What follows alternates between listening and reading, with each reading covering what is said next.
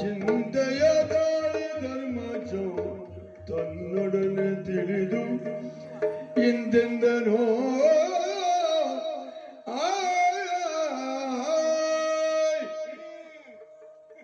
ಕಾಲಾಯ ತಸ್ಮೈ ನಮಃ. ಕಾಲ ಎನ್ನುವಂತಹದ್ದು ಪ್ರತಿಯೊಬ್ಬನ ಜೀವನದಲ್ಲಿಯೂ ಸಹ ಕಾಲವೇ ನಡೆಸಿಕೊಂಡು ಹೋಗುತ್ತದೆ ಎನ್ನುವುದಕ್ಕೆ ಈ ಧರ್ಮರಾಯನ ಬದುಕಿಗಿಂತ ದೊಡ್ಡ ಸಾಕ್ಷಿ ಬೇರೊಂದುಂಟೆ. ಇಲ್ಲದೆ ಹೋದ್ರೆ ಯುದ್ಧವನ್ನ ತಪ್ಪಿಸಬೇಕು ಎಂದು ಎಷ್ಟು ಪ್ರಯತ್ನವನ್ನ ಮಾಡಿದೆ, ಆದ್ರೆ ಆಗ್ಲೇ ಇಲ್ಲ. ಯುದ್ಧವೇ ಕೊನೆಗೂ ಯುದ್ಧವೇ ಗಂಟು ಬಿತ್ತಲ್ಲ. ಯುದ್ಧದಲ್ಲಿ ಸೋತಂತಹ ಭೂಮಿಯನ್ನ ಯುದ್ಧ ಮಾಡಿ ಪಡೆದುಕೊಳ್ಳಲಿ ಎಂಬುದಾಗಿ ಹೇಳಿದಂತಹ ಕುರುರಾಯ ಕಡೆಗೂ ಸಹ ಯುದ್ಧವನ್ನೇ ಗಂಟು ಹಾಕಿದ, ಕೊಟ್ಟಿದ್ದಾನೆ. ಈಗಾಗಲೇ 10 ದಿನಗಳು ನಿರಂತರವಾಗಿ ಯುದ್ಧವನ್ನ ಮಾಡಿ ಭೀಷ್ಮಾಚಾರ್ಯರು ಸರಳ ಮಂಚದ ಮೇಲೆ ಹೊರಗಿ ಹೋಗಿದ್ದಾರೆ. 2ನೇ ದಿನದ 11ನೇ ದಿವಸ ದ್ರೋಣಾಚಾರ್ಯರು ಸೇನಾಧಿಪತ್ಯವನ್ನ ಪಡೆದುಕೊಂಡು 1 ದಿವಸದ ಯುದ್ಧವನ್ನ ಮುಗಿಸಿದ್ದಾರೆ. 2ನೇ ದಿವಸದ ಯುದ್ಧದಲ್ಲಿ ಚಕ್ರವ್ಯೂಹ ಎನ್ನುವಂತಹ ವ್ಯೂಹವನ್ನ ಬರೆದಿದ್ದಾರೆ. ಈಗಾಗಲೇ ನನ್ನ ತಮ್ಮನಾದಂತಹ ಮರುಧ್ವಜ ಹೋಗಿ ಅಲ್ಲಿ ಸೋತು ಹಿಂದಿರುಗಿದ್ದಾನೆ. ಹಾಗಿದ್ರೆ ಈ ಚಕ್ರವ್ಯೂಹವನ್ನ ಭೇದಿಸುವುದರಲ್ಲಿ ನಮ್ಮವರು ಯಾರಿದ್ದಾರೆ?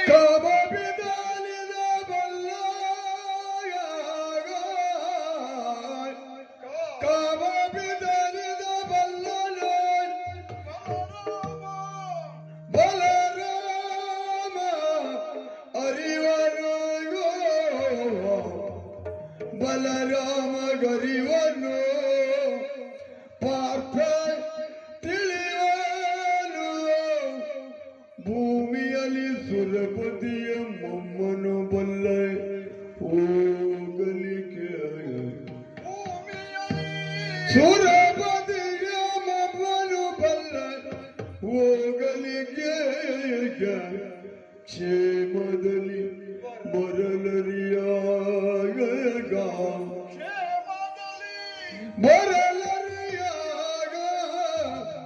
ಅವನಿ ಸೀಮೆಯಲ್ಲಿ ಮಿಕ್ಕವರ ಕಾಣನು, ಅವನಿ ಸೀಮೆಯಲ್ಲಿ ಮಿಕ್ಕವರ ಕಾಣನು. ದೇವನು ಚಿಂತಿಸುತ್ತಿದ್ದೆ ಅವನಿ ಜಗಯಗ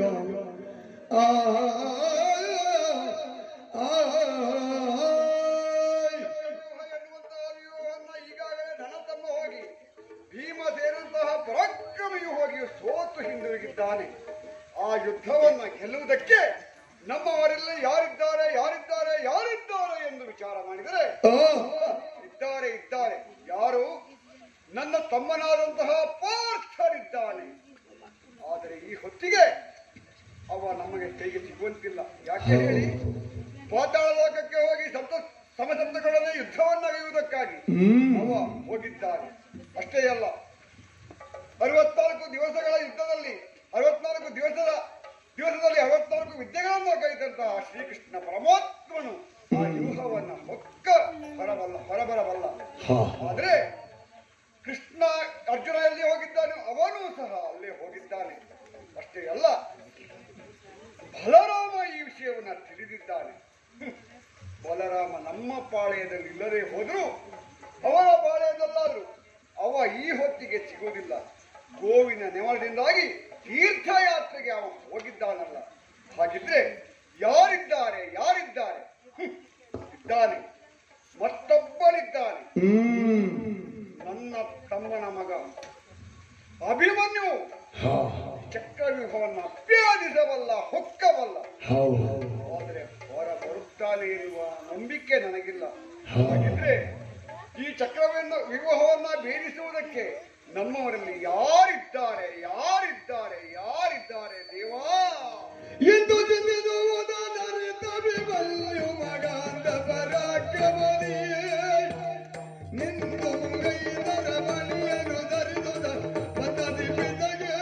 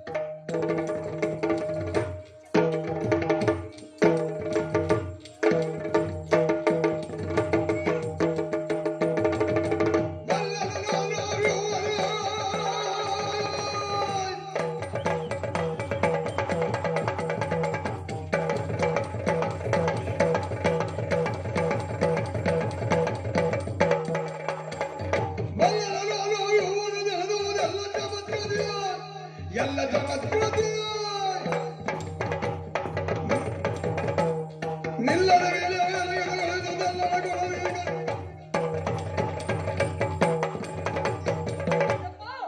ಹಕ್ಕಿಗೆ ಹಾರುವುದನ್ನ ಗಾಳಿಗೆ ಬೀಸುವುದನ್ನ ಮೀನಿಗೆ ಈಜುವುದನ್ನ ಬೆಂಕಿಗೆ ಉರಿಯುವುದನ್ನ ಎಲ್ಲರೂ ಹೇಳಿಕೊಡಬೇಕಾದಂತಹ ಅಗತ್ಯವಿಲ್ಲ. ಅಂತೆಯೇ ಪುಟ್ಟ ಕ್ಷಾತ್ರಿಯ ಕುಮಾರ ನಾನು ಅಲ್ಲದೆ ತ್ರಿಲೋಕ ವಿಜಯಾದಂತಹ ಪಾರ್ಥ ಪುತ್ರನಿಗೆ ಚಕ್ರವ್ಯೂಹವೆಂದರೇನು, ಯಾವುದೇ ವ್ಯೂಹವಾದರೂ ಅದನ್ನ ಪುಡಿಗೈಯಬಲ್ಲ ಶಕ್ತಿ ಸಾಮರ್ಥ್ಯವೂ ಇದೆ, ಬುದ್ಧಿಯ ವಿಚಕ್ಷಣತೆಯೂ ಇದೆ. ಹಾಗಾಗಿ ಚಿಂತಿಸುವಂತಹ ಅಗತ್ಯವಿಲ್ಲ. ಕೋಣಿದನಿಗೆ ದುರವಿಲ್ಲ. ಕೊಟ್ರೆ ನೀನು ಏನು ಮಾಡ್ತೀಯ?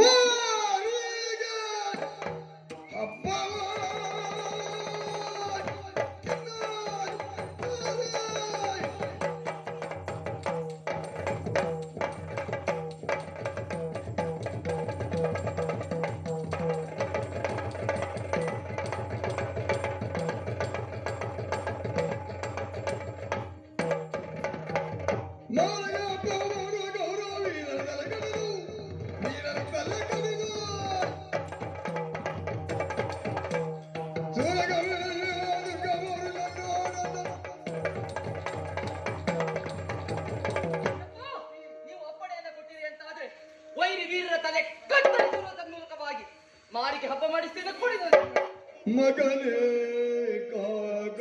ಕಾಗಾಲಗ್ರಿಯ ಹೊರಬೋ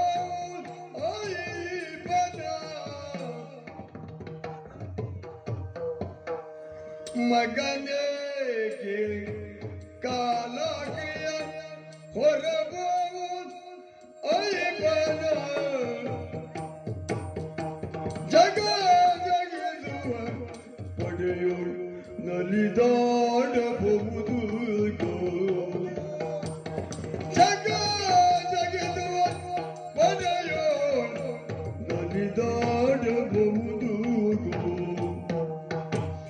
ವಿಕಟ ಮೃತ್ಯುವಿನ ಭಾವಗಳು ಹೊತ್ತು ಬರಬಹುದು. ವಿಕಟ ಮೃತ್ಯುವಿನ ಭಾವಗಳು ಹೊತ್ತು ಬರಬಹುದು. ಹೋಗುವುದ ಸಾಧ್ಯವು ಚಕ್ರವ್ಯೂಹವನ್ನು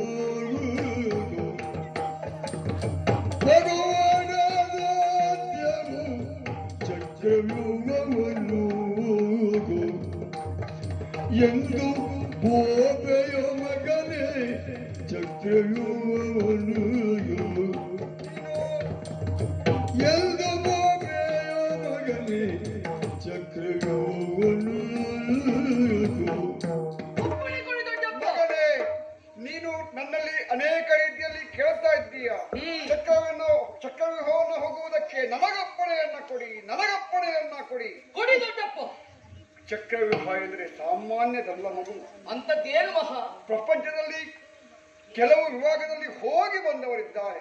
ಉದಾಹರಣೆಗೆ ಸುಡುವ ಬೆಂಕಿಯನ್ನ ಹೊಕ್ಕಿ ಬಂದವರಿಲ್ವೇ? ಯಾರಿದ್ದಾರೆ ಹೇಳು? ಸೀತಾಮಾತೆ, ಅವಳು ಬೆಂಕಿಯನ್ನ ಹೊಕ್ಕಿ ಹೊರಬಂದವಳಿದ್ದಾರೆ. ಅಷ್ಟೇ ಅಲ್ಲ, ವಿಷಸರ್ಪದ ತಲೆಯ ಮೇಲೆ ಕುಣಿದವರಿದ್ದಾರೆ. ಯಾರಿದ್ದಾರೆ ಹೇಳು? ನನ್ನೊಡೆಯನಾದಂತಹ ಶ್ರೀಕೃಷ್ಣ ಪರಮಾತ್ಮ ಕಾಳ ಸರ್ಪದ ತಲೆಯ ಮೇಲೆ ಕುಣಿದು ಆಡಿ ಬಂದವನಿದ್ದಾನೆ. ಅಷ್ಟೇ ಅಲ್ಲ ಮಗು, ಯಮನ ಪಾಶ ಬಿದ್ದಾಗಲೂ ಸಹ ಬದುಕಿ ಬಂದವರಿದ್ದಾರೆ. ಯಾರು ಹೇಳು? ಮಾರ್ಕಾಂಡೇಯ. ಆದರೆ ಈ ಹೊತ್ತಿಗೆ ಬರೆದಂತಹ ಚಕ್ರವ್ಯೂಹವನ್ನ ಹೊಕ್ಕಿ ಹಿಂದಿರುಗಿ ಬರುವಂತಹ ಜೀವಿಗಳು ಪ್ರಪಂಚದಲ್ಲಿಲ್ಲ ಮಗು. ಬೇಡ ಮಗು, ನಿನ್ನನ್ನ ಕೇಳಿಸಲಾರೆ ಮಗು, ಕೇಳಿಸಲಾರೆ.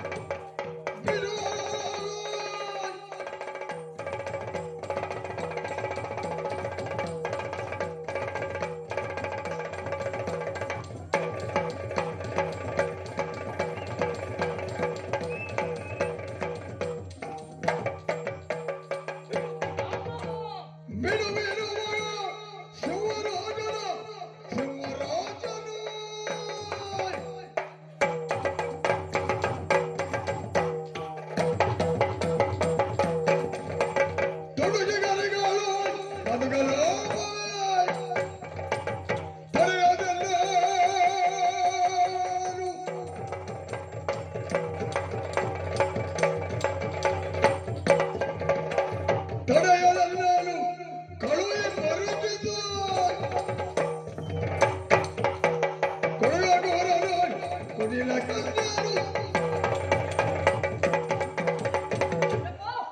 ಅರಣ್ಯ ಪ್ರದೇಶದಲ್ಲಿ ಶಾರೀರಿಕ ಶಕ್ತಿಯಿಂದ ಮೆರೆದಾಡುವಂತಹ ಪ್ರಾಣಿ ಮದಗಜ ದೈಹಿಕ ಹುಬ್ಬು ತೊಲಗಿದೆ ಎನ್ನುವಂತಹ ಕಾರಣಕ್ಕಾಗಿ ಮೃಗರಾಜನಾದಂತಹ ಸಿಂಹದ ಹಿಂದೆ ದುಡುಕ ಹೊರಟರೆ ಕರಿಯ ಗತಿಯೇನಾದೀತು. ಕರಿಯ ಕುಂಭಸ್ಥಳವನ್ನೇ ಭೇದಿಸುವಂತಹ ಮೃಗರಾಜನಾದಂತಹ ಸಿಂಹನಿಗೆ ತಾನು ಮರಿ ಎಂಬ ಚಿಂತೆ ಯಾವ ಕಾಲಕ್ಕೂ ಇಲ್ಲ. ತ್ರಿಲೋಕ ವಿಜಯ ಪಾರ್ಥ ಪುತ್ರನಿಗೆ ವೈರಿಗಳ ಭೀತಿ ಯಾವ ಕಾಲಕ್ಕೂ ಇಲ್ಲ. ಹಾಗಾಗಿ ಚಿಂತಿಸುವಂತಹ ಅಗತ್ಯವಿಲ್ಲ. ಕೂಡಿ ನನಗೆ ದೂರಬೇಕು. ಗುರು ಕೃಪಾದಿತ್ಯ ಸುತ ಕಂದಾಗ್ಯ ಅಶ್ವತ್ಥಾಮ ಗುರು ಕೃಪಾದಿತ್ಯ ಸುತ ಒಂದಾಗಿ ಬರು ರಣಗಗಲು ಕಾದಂತೆ ಒಂದಾಗಿ ಬರು ನವಗ್ರಹ ರೊಕ್ಕದಂತೆ ಇಂದು ಧರೆಗೆ ಒಳಪಕ್ಕು ಜೀವಿತಲರಿದು ಇಂದು ಧರೆಗೆ ಒಳಪಕ್ಕು ಜೀವಿತಲರಿದು ಸಂದೇಹ ರಣ ಸಾಮಾನ್ಯವಲ್ಲ ಎಂತ ಬೋಬೆಯ ಮಗನೇ ಚಕ್ರವ್ಯೂಹವರು ಮಗು ಒಂದೇ ಸವರೇ ನೀನು ನನ್ನಲ್ಲಿ ಅಪ್ಪಣೆಯನ್ನ ಕೊಡು ಅಪ್ಪಣೆ ಕೊಡುವೆ ಎಂದವಾಗಿ ಕೇಳ್ತಾ ಇದ್ದೀಯ. ಕೊಡೋದಿಕ್ಕೆ ಸಾಧ್ಯವೇ ಇಲ್ಲ ಮಗು. ಯಾಕೆ ಹೇಳು? ಅದು ಸಾಮಾನ್ಯವಾದಂತಹ ಚಕ್ರವ್ಯೂಹವಲ್ಲ. ಹೆಸರಿಗೆ ಚಕ್ರವ್ಯೂಹ. ಅದರಲ್ಲಿ ಇರುವಂತವರು ಯಾರ್ಯಾರು? ಅಶ್ವತ್ಥಾಮ ಅಷ್ಟೇ ಅಲ್ಲ, ಗುರು ದ್ರೋಣಾಚಾರ್ಯರು ಅಷ್ಟೇ ಅಲ್ಲ, ಕರ್ಣ, ದುಶ್ಯಾಸನ, ದುರ್ಯೋಧನನಂತಹ ಅತಿರಥ ಮಹಾರಥರೇ ಅಲ್ಲಿ ಇದ್ದಾರೆ. ಅಂತ ಅವರ ಮಧ್ಯದಲ್ಲಿ ನಿನ್ನನ್ನು ನಾನು ಹೇಗೆ ಕಳಿಸಲಿ ಮಗು? ಸಾಧ್ಯವೇ ಇಲ್ಲ ಮಗು, ಸಾಧ್ಯ.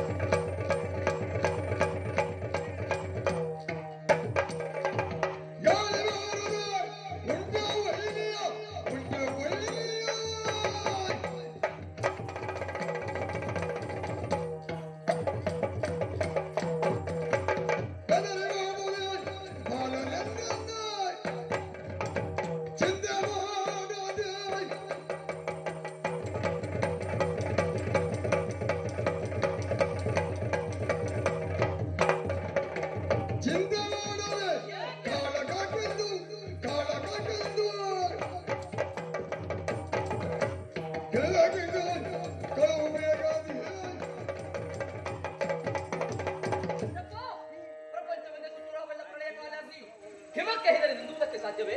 ಪಾರ್ಥ ಪುತ್ರರಾದಂತಹ ಅಭಿಮನ್ಯು ವೈರಿಗಳಲ್ಲಿರುವಂತಹ ವೀರರನ್ನ ಕಂಡಾಗ ಹಿಂದಿರುವುದಕ್ಕೆ ಸಾಧ್ಯ ಉಂಟು. ಎಪ್ಪದ ಉರಗವನ್ನು ಹಿಡಿಯುವುದಕ್ಕೆ ಗರುಡನು ಬೇಕಿಲ್ಲ. ಕಿರು ಕಾಲುವೆಯನ್ನು ದಾಟುವುದಕ್ಕೆ ಹರಿಗೋಲಿನ ಅವಶ್ಯಕತೆ ಇಲ್ಲ. ಚಕ್ರವ್ಯೂಹ ಭೇದನಕ್ಕೆ ತಂದಿರ ಅಗತ್ಯವಿಲ್ಲ. ಸಣ್ಣವನೆಂಬ ಚಿಂತೆಯನ್ನು ಬಿಡಿ, ಕೂಡ ನನಗೆ ಅಪ್ಪಣೆ.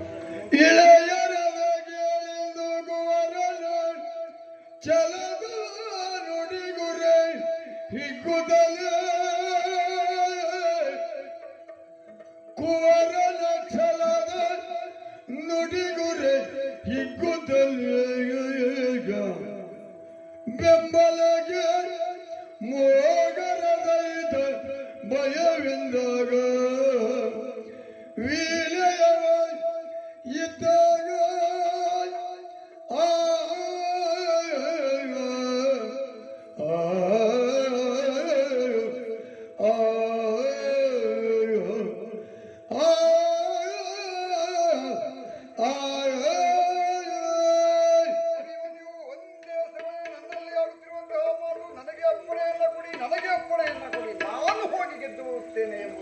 ಹೌದು ದೊಡ್ಡಪ್ಪ,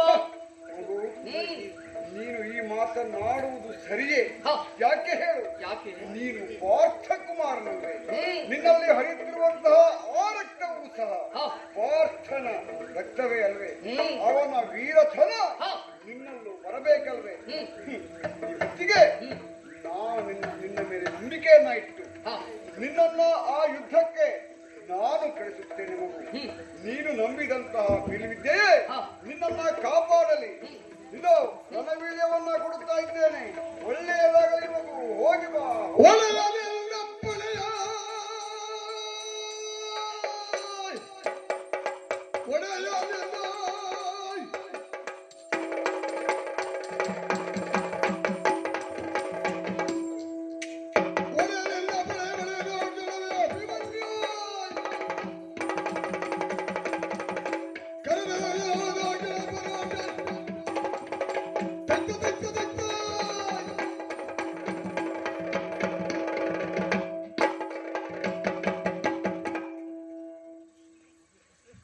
ಆತ್ಮೀಯ ಕಲಾಭಿಮಾನಿಗಳಲ್ಲಿ ಸೇವೆಯ ವಿಜ್ಞಾಪನೆ.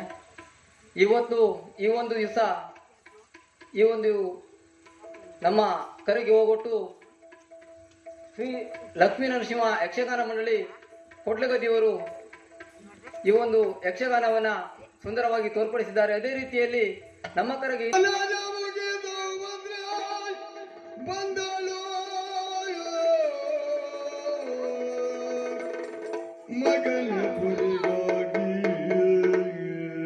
ಏನೋ ಇದು ಎಲ್ಲಿಗೆ ಹೋಗೇ ಬಾರಲೇ,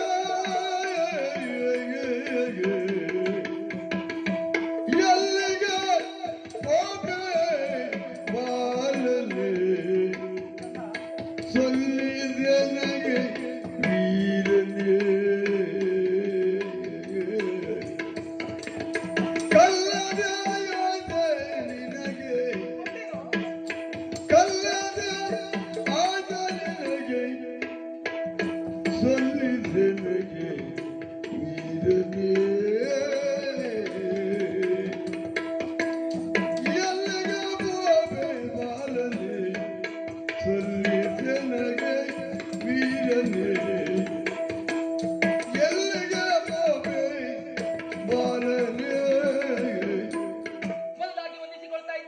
ಶುಭವಾಗಲಿ ಕಂದ.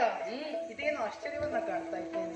ಏನು ಎಲ್ಲರೂ ನನ್ನಲ್ಲಿ ಬಂದು ಆಡಿದಂತಹ ಮಾತು ಅಭಿಮನ್ಯು ಹೊರಟಿದ್ದಾನೆ ಎನ್ನುವ ಹಾಗೆ ನಾನು ಅವರಲ್ಲಿ ಕೇಳುವುದಕ್ಕೆ ಮುಂದಾಗಲಿಲ್ಲ, ಅವರು ನನ್ನಲ್ಲಿ ಹೇಳುವುದಕ್ಕೆ ಮುಂದಾಗಲಿಲ್ಲ ಎಲ್ಲಿ ಹೊರಟಿದ್ದಾನೆ ಎನ್ನುವ ಹಾಗೆ. ಮಗನೇ, ನಿನ್ನಲ್ಲಿಯೇ ಮಾತನಾಡಬೇಕೆನ್ನುವ ಹಾಗೆ ನಾವು ಬರುತ್ತಿರುವಂತಹ ಸಂದರ್ಭ ನನಗೆ ಇದಿರಾಗಿ ಬಂದೆಯಲ್ಲ, ಆಶ್ಚರ್ಯ ಎನಿಸ್ತಾ ಉಂಟು. ಇಷ್ಟು ದಿನದವರೆಗೆ ನಿನ್ನ ಮುಖದಲ್ಲಿ ಇಷ್ಟು ಕಾಂತಿ ಇರಲಿಲ್ಲ. ನಿನ್ನ ಮೊಗದಲ್ಲಿರುವಂತಹ ಕಾಂತಿ ಅನ್ನುವಂತಹದ್ದು ಇಮ್ಮಡಿಗೊಂಡಿದೆ. ಆಶ್ಚರ್ಯ ಅನಿಸ್ತಾ ಉಂಟು ಕದ. ಒಂದು ರೀತಿಯಲ್ಲಿ ಕಳವಳವೂ ಆಗ್ತಾ ಉಂಟು. ಯಾಕಮ್ಮ ಕಳವಳ? ಮನಸ್ಸನ್ನ ಹಿಡಿದಿದ್ದೀಯ, ಪೆನ್ನಲ್ಲಿ ಬತ್ತಳಿಕೆಯನ್ನ ಬಿಗಿದಿದ್ದೀಯ, ಸೀಸದ ಕವಚದಿಂದ ಅವಚ್ಚಲ್ಪಟ್ಟಿದ್ದೀಯ. ಹೌದಮ್ಮ. ಶಿರದಲ್ಲಿ ಶಿರಸ್ತ್ರಾಣವನ್ನ ಧರಿಸಿದವನು ನೀನಿದ್ದೀಯ. ಮಗನೇ, ಕಳವಳ ಮತ್ಯಾವುದಕ್ಕೂ ಅಲ್ಲ. ಯಾಕಮ್ಮ?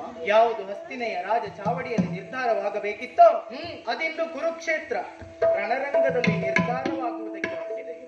ಬುದ್ಧಿಜೀವಿಗಳಾದಂತವರು ಮಾತುಗಳ ಮೂಲಕವಾಗಿ, ಸಂಧಾನದ ಮೂಲಕವಾಗಿ ಇದನ್ನ ಇತ್ಯರ್ಥಗೊಳಿಸಬೇಕೆನ್ನುವ ಹಾಗೆ ಎಷ್ಟೋ ಪ್ರಯತ್ನವನ್ನ ಪಟ್ಟರೂ ಕೂಡ ಆ ಕೂಡನಾದಂತಹ ಗೌರವ ಅದಕ್ಕೆ ಒಪ್ಪದಂತಹ ಕಾರಣ ಇಂದಿ ಒಂದು ರೀತಿಯಲ್ಲಿ ಮಾರಣ ಹೋಮವೇ ನಡೆಯುತ್ತಾ ಇದೆ. ಮಗನೇ, ಅದಕ್ಕಾಗಿ ನನಗೆ ಹೆದರಿಕೆ ಆಗುತ್ತಾ ಇದೆ.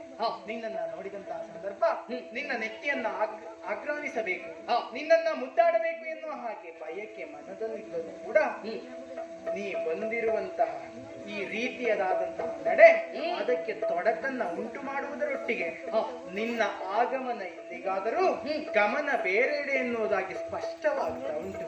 ಮಗನೇ, ಎಷ್ಟು ದೂರ ನಿನ್ನ ಪಯಣ? ಆಲಿಸಬೇಕಮ್ಮ. ಅಮ್ಮ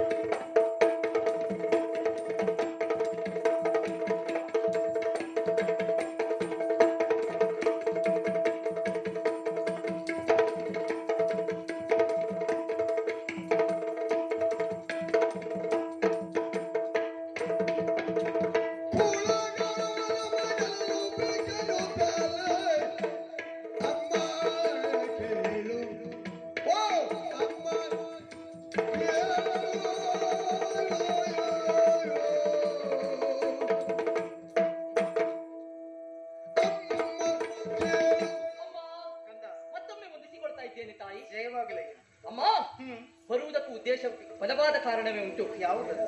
ಕುರು ಪಾಂಡವರು ಯುದ್ಧಾರಂಭವಾಗಿ ದಿನ 12 ಸಂದವು. 12 ದಿನ ಆಯ್ತು, ಇದು 13ನೇ ದಿನ ಆಗ್ತದೆ ಅಲ್ವ ತಾಯಿ? ಶ್ರೀಕೃಷ್ಣನ ದಯದಿಂದ ದಿನದಿಂದ ದಿನಕ್ಕೆ ನಾವು ಜಯವನ್ನು ಸಂಪಾದಿಸುತ್ತಾ ಇದ್ದೇವೆ. ಇದು ಲೋಕ ನಂಬಿರುವಂತಹ ಸತ್ಯವಾದರೂ ನಮ್ಮದೇ ಇರುವಂತಹ ಇನ್ನೊಂದು ಪಕ್ಷವಿದೆ.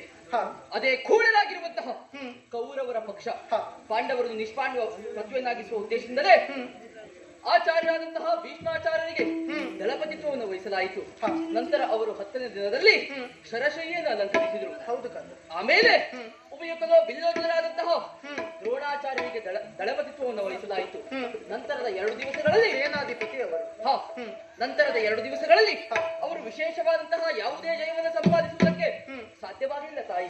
ಹೇಗಾದರೂ ಮಾಡಿ ಪಾಂಡವರನ್ನು ಜಯಿಸಬೇಕು ಎನ್ನುವಂತಹ ಉದ್ದೇಶದಿಂದಲೇ ಏನು ಮಾಡಿದ್ದಾರೆ? ಏನು ಮಾಡಿದ್ರು ಕಂದ? ಚಕ್ರವ್ಯೂಹ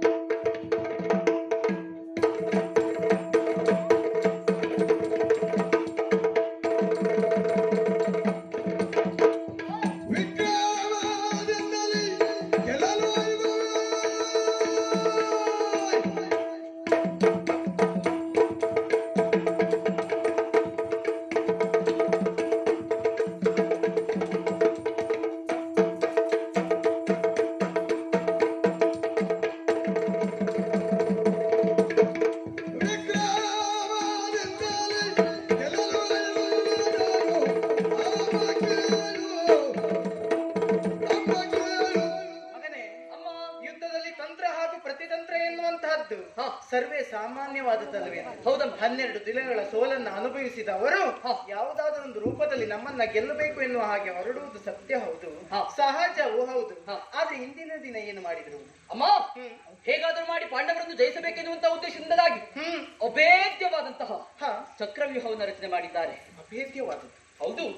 ನಮ್ಮ ಈ ಪಾಂಡವ ಪಕ್ಷಕ್ಕೆ ಬೆಟ್ಟಲಂತೆ ಬಂದು ದಪ್ಪಳಿಸಿದಂತಹ ಪ್ರಶ್ನೆ, ವ್ಯೂಹವನ್ನ ಬುಡಿಗೈಯಬಲ್ಲ, ದ್ರೋಣರನ್ನ ಗೆಲ್ಲಬಲ್ಲ ಪಟುಭಟರಾರಂಭ ಬೆಟ್ಟದಂತಹ ಪ್ರಶ್ನೆಗೆ ವಜ್ರದ ಕಿಡಿಯಂತಹ ಉತ್ತರ ಸಿದ್ಧವಾಗಿದೆ.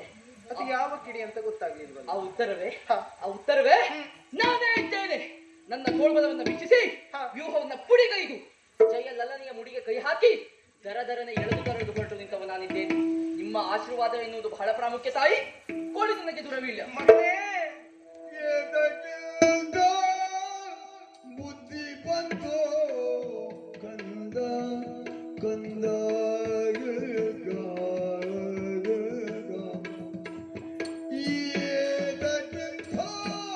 ಬುದ್ಧಿ ಬಂತು ಕಂದ ಕಂದ ನಿನಗೆ ಪ್ರೀತಿಯೇನೋ ಮರಣ ಜೊತೆಗೆ, ನಿನಗೆ ಪ್ರೀತಿಯೇನೋ ಮರಣ ಜೊತೆಗೆ ಕಂದ ಕಂದ ಕಂದ ಏದಕ್ಕಿಂತ ಬುದ್ಧಿ ಬಂತು, ಏದಕ್ಕಿಂತ ಬುದ್ಧಿ ಬಂತು ಕಂದ ಕಂದ. ಸ್ವಲ್ಪ ತಾಳು. ಯಾಕಮ್ಮ? ಬಲ್ಲವರಾಡಿದಂತಹ ಒಂದು ಮಾತು ನಿನಗೆ ಏನಮ್ಮ ಅದು? ದೃಷ್ಟಿಪೂತಂ ನ್ಯಸ್ಯೇತ್ಪಾದಂ ಎನ್ನುವ ಹಾಗೆ, ಕಾಲಿಡುವುದಕ್ಕಿಂತ ಮೊದಲು ಕಣ್ಣಿಡಬೇಕು ಎನ್ನುವ ಹಾಗೆ. ಮಗನೇ, ನಾವೊಂದು ಕಾರ್ಯವನ್ನ ಮಾಡುವುದಕ್ಕಿಂತ ಮೊದಲು ಆ ಕಾರ್ಯವನ್ನ ಮಾಡಿದ್ರೆ ಏನಾಗುತ್ತದೆ, ಆ ಕಾರ್ಯವನ್ನ ಮಾಡುವುದರಿಂದ ಒಳಿತೆಷ್ಟು ಕೆಡುಕೆಷ್ಟು, ನಮಗೆಷ್ಟು ಕೆಡುಕು ಅಲ್ಲ ಒಳಿತು ಎನ್ನುವುದನ್ನ ಸೂಕ್ಷ್ಮವಾಗಿ ಅವಲೋಕಿಸಿ ಮುನ್ನಡೆಯಬೇಕು ಮಗನೇ. ಹೌದು ತಾಯಿ. ಆದ್ರೆ ಈ ಸಂದರ್ಭದಲ್ಲಿ ಅವಸರ ಮಾಡಿದೆ ಏನೋ ಎನ್ನುವ ಹಾಗೆ ನಾ ಭಾವಿಸ್ತಾ ಇದ್ದೇನೆ. ಯಾಕಮ್ಮ ಈ ಮಾತು? ಮಗನೇ, ಅಮ್ಮ, ಹೇಗಾದರೂ ಗೆಲ್ಲಬೇಕೆನ್ನುವಂತಹ ಕಾರಣಕ್ಕಾಗಿ ಚಕ್ರವ್ಯೂಹವನ್ನ ಬಲದಿದ್ದಾರೆ ದ್ರೋಣಾಚಾರ್ಯರು ಎನ್ನುವ ಹಾಗೆ ಆಡ್ತಾ ಇದ್ದೀಯಲ್ಲ. ಹೌದು ತಾಯಿ. ಅಭೇದ್ಯವಾದದ್ದು ಎನ್ನುವ ಹಾಗೆ ಅರ್ಥ ಮಾಡಿಕೊಂಡೇ ನೀ ಆಡ್ತಾ ಇದ್ದೀಯ ಎನ್ನುವುದು ಸ್ಪಷ್ಟವಾಯಿತು. ಮಗನೇ, ಅಮ್ಮ, ಅಂಗಳದಲ್ಲಿ ಚೆಂಡಾಟವನ್ನ ಆಡಿದಷ್ಟು ಸುಲಭವಲ್ಲವೋ?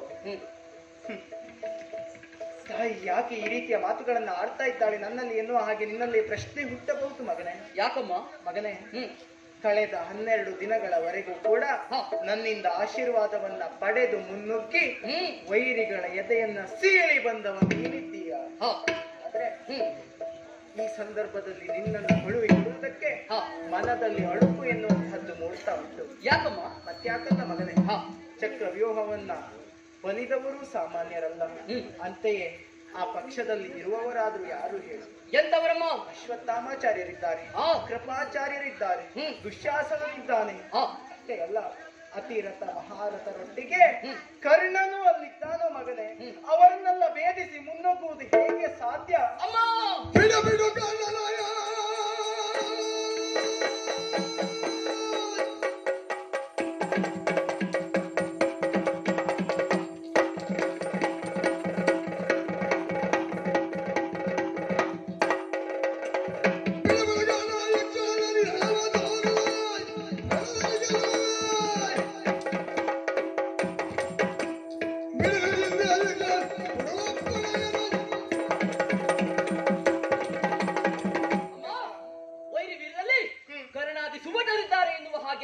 ಚಿಂತೆ ಪಡಬೇಕಾದಂತಹ ಅಗತ್ಯವಿಲ್ಲ. ಅವರ ಬಲಾಬಲವನ್ನ ಅರಿತುಕೊಂಡು ಮುನ್ನುಗ್ಗುತ್ತಿರುವಂತಹ ಈ ಅಭಿಮನ್ಯು, ಅವೆಲ್ಲವನ್ನ ತಿಳಿದವನ ಈ ಅಭಿಮನ್ಯು ಚಿಂತಿಸುವಂತಹ ಅಗತ್ಯವಿಲ್ಲ. ಕೂಡ ನನಗೆ ದುರವಿಲ್ಲ.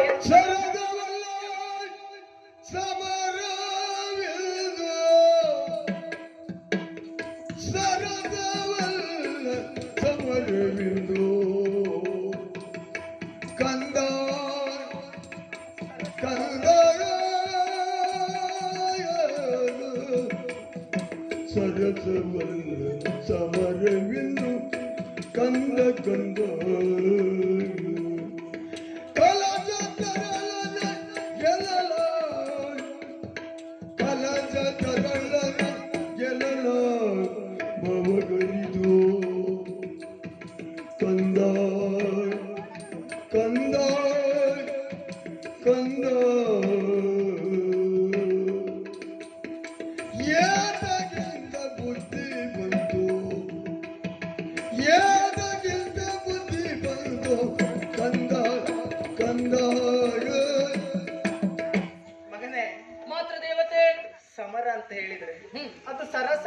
ಮನಸ್ಸಿದೆಯಾ? ಹಾ. ನಾ ಮೊದಲೇ ಆಡಿದ್ದೇನೆ. ಆಟವಾಡಿ ಗೆದ್ದಷ್ಟು ಸುಲಭ ಅಲ್ಲ ಎನ್ನುವ ಹಾಗೆ ಹಾ. ಪ್ರತಿನಿತ್ಯವೂ ನೀ ಚೆಂಡಾಟವನ್ನು ಆಡಿ ಗೆದ್ದು ಬಂದಂತಹ ಸಂದರ್ಭದಲ್ಲಿ ಈ ಮಾತೆಯಲ್ಲಿ ಹೇಳಿದ್ದುಂಟು ನೀನು, ಅಮ್ಮ ನಾ ಗೆದ್ದು ಬಂದೆ ಎನ್ನುವ ಹಾಗೆ. ಹಾ.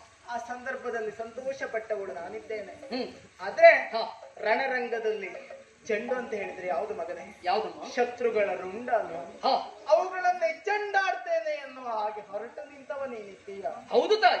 ಕರ್ಣಾದಿ ಸುಭಟರನ್ನ ಹಾ. ಕೊಂದು ಕಳೆಯುತ್ತೇನೆ ಎನ್ನುವ ಹಾಗೆ ಆಡ್ತಾ ಇದ್ದೀಯ. ಹಾ. ಮಗನೇ, ಇಷ್ಟಕ್ಕೂ ಅಪ್ಪಣೆಯನ್ನ ಪಡೆದು ಬಂದದ್ದು ಯಾರಿಂದ ನೀನು? ದೊಡ್ಡಪ್ಪ ಧರ್ಮರಾಜನಿಂದ. ಹ, ಅವರಾದ್ರೂ ವಿಚಾರ ಮಾಡಬೇಕಿತ್ತು. ಯಾಕೆ ಹೇಳು? ಯಾಕಮ್ಮ? ಎಲ್ಲವರಿಂದಲೂ ಭೇದಿಸುವುದಕ್ಕೆ ಅಸದಳವಾದದ್ದು ಈ ಚಕ್ರವ್ಯೂಹ. ಹೆಚ್ಚೇಕೆ ಹಿರಿಯ ತಂದೆಯಾದಂತಹ ಭೀಮಸೇನನು ಮುನ್ನುಗ್ಗುವುದಕ್ಕಾಗದೆ ಅಲ್ಲ, ಅವಳ ಪ್ರವೇಶಿಸುವುದಕ್ಕಾಗದೆ ಹಿಂತಿರುಗಿ ಬಂದವನಿದ್ದಾನೆ. ಅವನೇನು ಸಾಮಾನ್ಯದವನ ಹೇಳು? ಅಲ್ಲವೇ ಅಲ್ಲ. ಈ ಹಿಂದೆ ನಿನ್ನ ತಂದೆಯವರು ಆ ಮರಡನನ್ನ ಮೆಚ್ಚಿಸಿ ಪಾಶುಪತವನ್ನ ಪಡೆದಂತಹ ಸಂದರ್ಭದಲ್ಲಿ ದೊಡ್ಡಪ್ಪ ಧರ್ಮರಾಯ ಭೀಮಸೇನರನ್ನ ಜರೆದವರಿದ್ದರು. ನಿನಗಿಂತ ಅರ್ಜುನನೇ ಶ್ರೇಷ್ಠ ಎನ್ನುವ ಹಾಗೆ. ಆ ಸಮಯದಲ್ಲಿ ಕೈಯಲ್ಲಿಟ್ಟಂತಹ ಗದೆಯನ್ನ ನಮೋ ಮಂಡಲಕ್ಕೆ ಎಸೆದಂತಹ ಅವರು ಈಶನಲ್ಲಿ ಆಡಿದ್ರಂತೆ. ಎಸೆದಿರುವಂತಹ ಗದೆ ಕೆಳಗೆ ಬೀಳುವುದರೊಳಗೆ ನೀ ಪ್ರತ್ಯಕ್ಷ ಆಗಲಿಲ್ಲ ಅಂತಾದ್ರೆ ಆ ಗದೆಗೆ ತನ್ನ ಶಿರವನ್ನ ಅರ್ಪಿಸ್ತೇನೆ ಎನ್ನುವ ಹಾಗೆ. ಆ ಸಂದರ್ಭದಲ್ಲಿ ಶಿವನನ್ನೇ ಪ್ರತ್ಯಕ್ಷೀಕರಿಸಿಕೊಂಡವರು ಅವರಿದ್ದಾರೆ. ಅಂತಹ ಮಹಾನುಭಾವರಿಂದಲೇ ಅದನ್ನ ಭೇದಿಸುವುದಕ್ಕೆ ಸಾಧ್ಯ ಇಲ್ಲ ಅಂತಾದ್ರೆ ತರಳನಾದಂತಹ ನೀ ಭೇದಿಸುವುದಷ್ಟು ಸುಲಭವೇನು? ಮಗನೇ, ಅಮ್ಮ ಇರುವವರಾದ್ರೂ ಯಾರು ಹೇಳು? ಶಾಪಾದಪಿ ಶರಾದಪಿ ನಿಗ್ರಹ ಹಾಗೂ ಅನುಗ್ರಹವನ್ನ ಮಾಡುವ ಶಕ್ತಿಯನ್ನ ಹೊಂದಿದವರು, ಉಭಯ ಕುಲಕ್ಕೂ ಬಿಲ್ವಿದ್ಯೆಯನ್ನ ಕಲಿಸಿದವರು ಅವರಿದ್ದಾರೆ.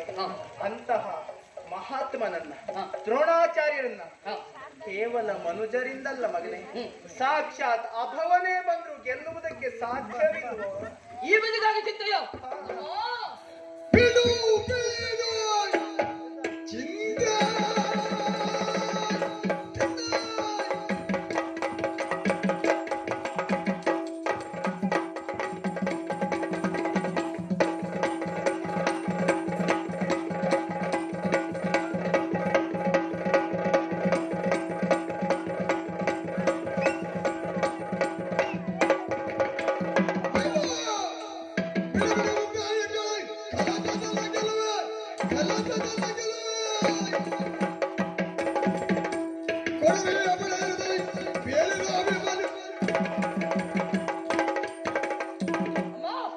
ರಣಕ್ಷೇತ್ರವು ಆಟದ ಅಂಗಳವಲ್ಲ ಎನ್ನುವ ಹಾಗೆ ನುಡಿಯುವುದಕ್ಕೆ ನೀನು ಮುಂದಾಗುತ್ತಾ ಇದ್ದೀಯಾ? ಅಮ್ಮ, ಬಾಲ್ಯಸ್ತಾವತ್ ಕ್ರೀಡಾಸಕ್ತ ಎಂದಿದ್ದಾರೆ.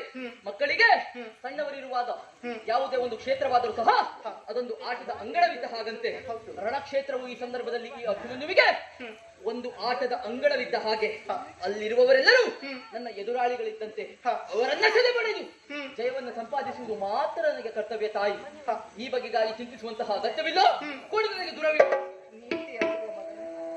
ನೀತಿಯಲ್ಲ ಹೋಗುತ್ತಿಂದು ಕೊಂದ ನೀತಿಯಲ್ಲ ಹೋಗುತ್ತಿಂದು ನೀತಿಯಲ್ಲ ಹೋಗುತ್ತಿಂದು ಕಂದ ಕಂದ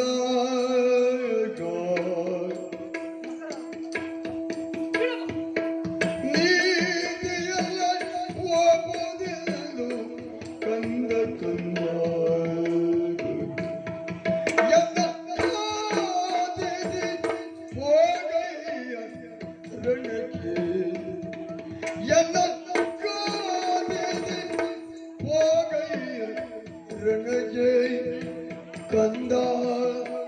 ಕಂದ ಕಂದ ಎಂದ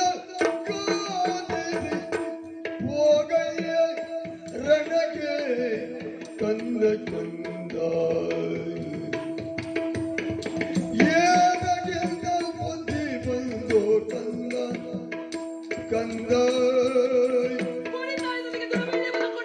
ಮಗನೇ, ಯಾಕಿಂತಹ ಮಾತುಗಳನ್ನ ಆಡ್ತಾ ಇದ್ದೀಯ? ಯಾಕಮ್ಮ? ಹೇಳಿದೆ ಅಲ್ಲ, ಮಕ್ಕಳಿಗೆ ಎಲ್ಲ ಕ್ಷೇತ್ರವು ಆಟ ಆಡುವಂತಹ ಹಾಗೆ ಅದು ತಪ್ಪು ಮಗನೇ, ಹ. ಅದು ತಪ್ಪು ಮಗನೇ. ಯಾಕಮ್ಮ? ಪ್ರತಿಯೊಂದು ಸಂದರ್ಭದಲ್ಲಿಯೂ ವೈರಿಗಳ ಬಲ ಎನ್ನುವಂತಹದ್ದು ಹ. ನಮಗಿಂತ ಹೆಚ್ಚಲ್ಲ ಎನ್ನುವ ಹಾಗೆ ಭಾವಿಸಿ ನಾವು ನಡೆಯುವುದು ಸರಿಯಲ್ಲ ಮಗನೇ. ಹೇಳಿದೆ ಅಲ್ಲ, ಹ. ನಾ ಯುದ್ಧಕ್ಕೆ ಹೋಗ್ತೇನೆ, ಚಕ್ರವ್ಯೂಹವನ್ನ ಭೇದಿಸ್ತೇನೆ ಎನ್ನುವ ಹಾಗೆ. ಹೋಗಿಯೇ ತೀರ್ತೇನಮ್ಮ. ನಿನ್ನ ಬಲದಲ್ಲಿ ವಿಶ್ವಾಸ ಇಲ್ಲ ಎನ್ನುವಂತಹ ಕಾರಣಕ್ಕಾಗಿ ತಡೆಯುತ್ತಾ ಇರುವುದಲ್ಲ ಮಗನೇ. ಮತ್ತ್ಯಾಕಮ್ಮ? ನನಗೂ ತಿಳಿದಿದೆ. ಏನ್? 12 ದಿನಗಳ ಕಾಲ ಹ. ಕಾಡಾಕಾಡಿಯಾಗಿ ಯುದ್ಧವನ್ನ ಎದುರಿಸಿದವ ನೀನಿದ್ದೀಯ. ಹೌದು ತಾಯಿ. ಹೆಚ್ಚೇಕೆ ಹ್ಮ್. ಹೆಚ್ಚೇಕೆ ಭೀಷ್ಮಾಚಾರ್ಯರಿಂದಲೇ ಅಭಿಮನ್ಯು ಅಭಿಮನ್ಯು ನೀನೊಬ್ಬನೇ ಭಾರತ ರತ್ನ ಎನ್ನುವ ಹಾಗೆ ಹೊಗಳಿಸಿಕೊಂಡವ ನೀನಿದ್ದೀಯ. ಹೌದು ತಾಯಿ. ಆ ಸಂದರ್ಭದಲ್ಲಿ ಹ. ನಿನ್ನ ಅಜ್ಜಿ ಹ್ಮ್. ಕುಂತಿ ದೇವಿ ನನ್ನನ್ನ ಕರೆದು ಆಡಿದಂತಹ ಮಗಳು ಹ. ಮಾತು, ಹ್ಮ್. ಮಗಳೇ, 1000 ಮಕ್ಕಳಿರುವುದಕ್ಕಿಂತ ಹ. ಅಭಿಮನ್ಯುವಿನಿಂದ ಒಬ್ಬ ಮಗ ಇದ್ರೆ ಸಾಕು ಎನ್ನುವ ಹಾಗೆ ಹ್ಮ್. ಯುದ್ಧಕ್ಕೆ ಹೋಗ್ತೇನೆ ಎನ್ನುವ ಹಾಗೆಲ್ಲ ಆಡ್ತಾ ಇದ್ದೀಯಲ್ಲ. ಹೌದು ತಾಯಿ. ಅದೇ ನಿನ್ನ ಅಜ್ಜಿ ಹ್ಮ್. ನನ್ನ ಅತ್ತೆ ಹ್ಮ್. ಇಲ್ಲಿಯವರೆಗಾಗಿ ಬಂದು, ಹ. ಮಗಳೇ ಹ.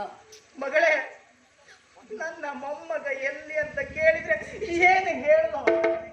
ವೈರಿ ವೀರರ ತಲೆ ಕತ್ತರಿಸುವುದಕ್ಕೆ ನಿಮ್ಮ ಮಗ ಹೋಗಿದ್ದಾನೆ ಅಂತ ಹೇಳಮ್ಮ. ಹೇಳ್ತೇನೆ ಹ್ಮ್. ಹೇಳ್ತೇನೆ. ಹ್ಮ್.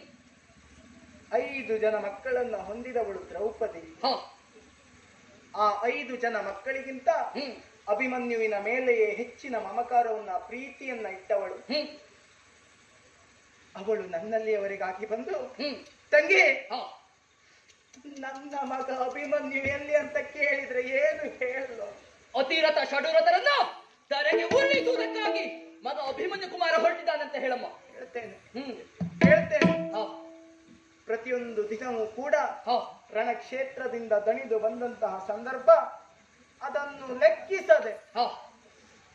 ನನ್ನವರು ನನ್ನಲ್ಲಿ ಬಂದು ಕೇಳುವಂತಹ ಒಂದು ಪ್ರಶ್ನೆ, ಹ್ಮ್. ಅಭಿಮನ್ಯು ಹೇಗೆ ವಿಜೃಂಭಿಸಿದ ಎನ್ನುವ ಹಾಗೆ. ಹ್ಮ್. ಅಂತಹ ಮಾತುಗಳನ್ನ ಕೇಳುವುದಕ್ಕೆ ಅವರು ನನ್ನಲ್ಲಿ ಬಂದಂತಹ ಸಂದರ್ಭ ಹ್ಮ್. ಏನಂತ ಉತ್ತರ ಕೊಡ್ಲೋ ಮಗನೇ? ಚಂದ್ರವಂಶದ ಹಲವು ಗರಿಗಳನ್ನ ಸಿಕ್ಕಿಸಿದವರು ನಮ್ಮಪ್ಪ. ಮತ್ತೊಂದು ಗರಿಯನ್ನ ಸಿಕ್ಕಿಸುವುದಕ್ಕಾಗಿ ನಿಮ್ಮ ಮಗ ಅಭಿಮನ್ಯು ಕುಮಾರ ಹೊರಟಿದ್ದಾನೆ ಅಂತ ಹೇಳಮ್ಮ. ಹೇಳ್ತೇನೆ. ಹ್ಮ್. ಹೇಳ್ತೇನೆ. ಹೇಳಮ್ಮ. ಮಗನೇ, ಹ್ಮ್. ನಿನ್ನ ದೊಡ್ಡಪ್ಪಂದಿರಿದ್ದಾರೆ, ಹ. ನಿನ್ನ ಚಿಕ್ಕಪ್ಪಂದಿರಿದ್ದಾರೆ. ಹ್ಮ್. ಅವರೆಲ್ಲ ಬಂದು ನಮ್ಮ ವಂಶದ ಕುಡಿ ಅಭಿಮನ್ಯು ಎಲ್ಲಿ ಅಂತ ಕೇಳಿದ್ರೆ ಏನು ಹೇಳುದು?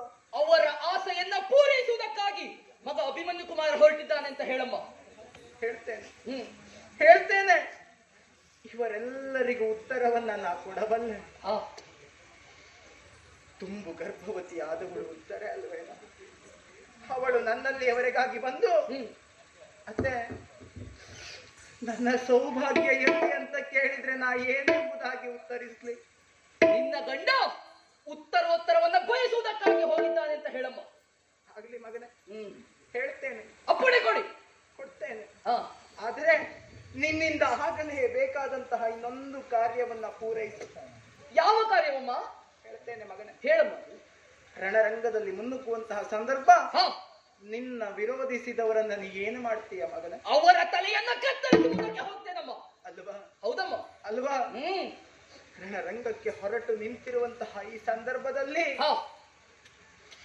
ನಿನ್ನನ್ನ ತಡೆಯುತ್ತಾ ಇರುವವಳು ನಿನ್ನ ತಾಯಿ, ಹ. ನಿನ್ನ ಪ್ರಥಮ ವಿರೋಧಿ. ಹ. ನನ್ನನ್ನ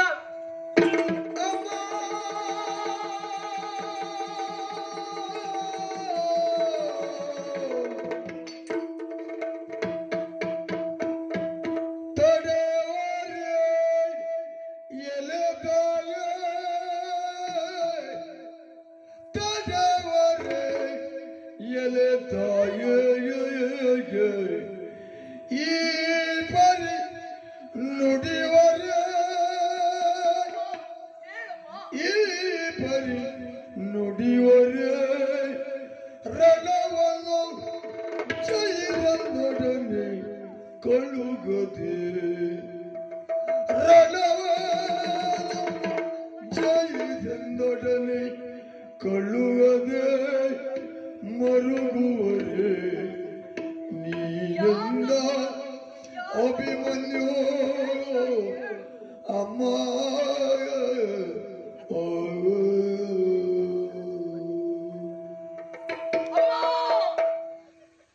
ಎಂತಹ ಮಾತನ್ನ ಎಷ್ಟು ಸರಾಗವಾಗಿ ಹೇಳಿಬಿಟ್ಟಿರಿ ತಾಯಿ.